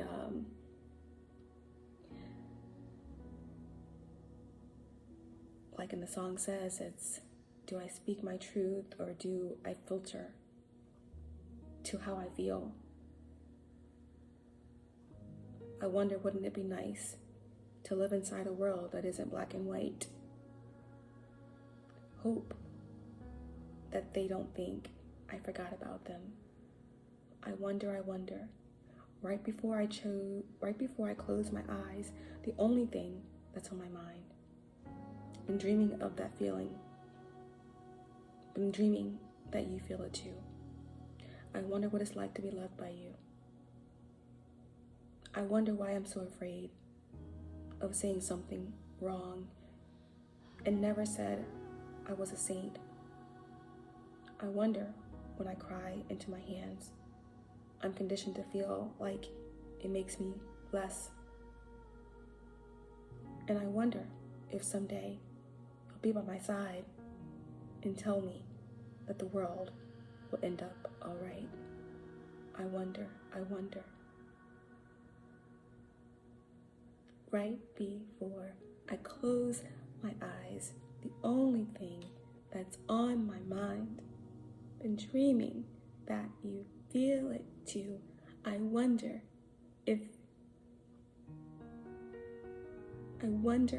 what it's like to be loved by you. Now, when they say I'm conditioned to feel like it makes me less, and I wonder if someday you'll be by my side and tell me that the world will end up all right, the answer to that is yes. I am that. You are that. We are that. All that was, all that will be. And that is love. And yes, everything is going to be all right. We rise. And we'll do it 1,000, 1,000,000,000 times again.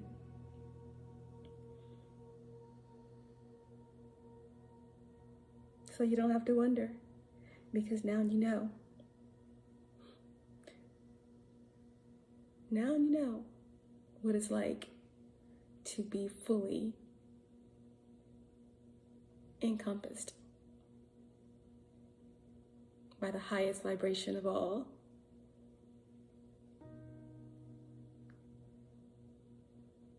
And that is love. Guys, if no one told you today, I definitely love you. All right? Keep your vibration high now more than ever. Spread love wherever you go, and know that even in the darkest and coldest night of December, remember that you'll be fine, because nothing can stop what's truly divine. Until next time, guys.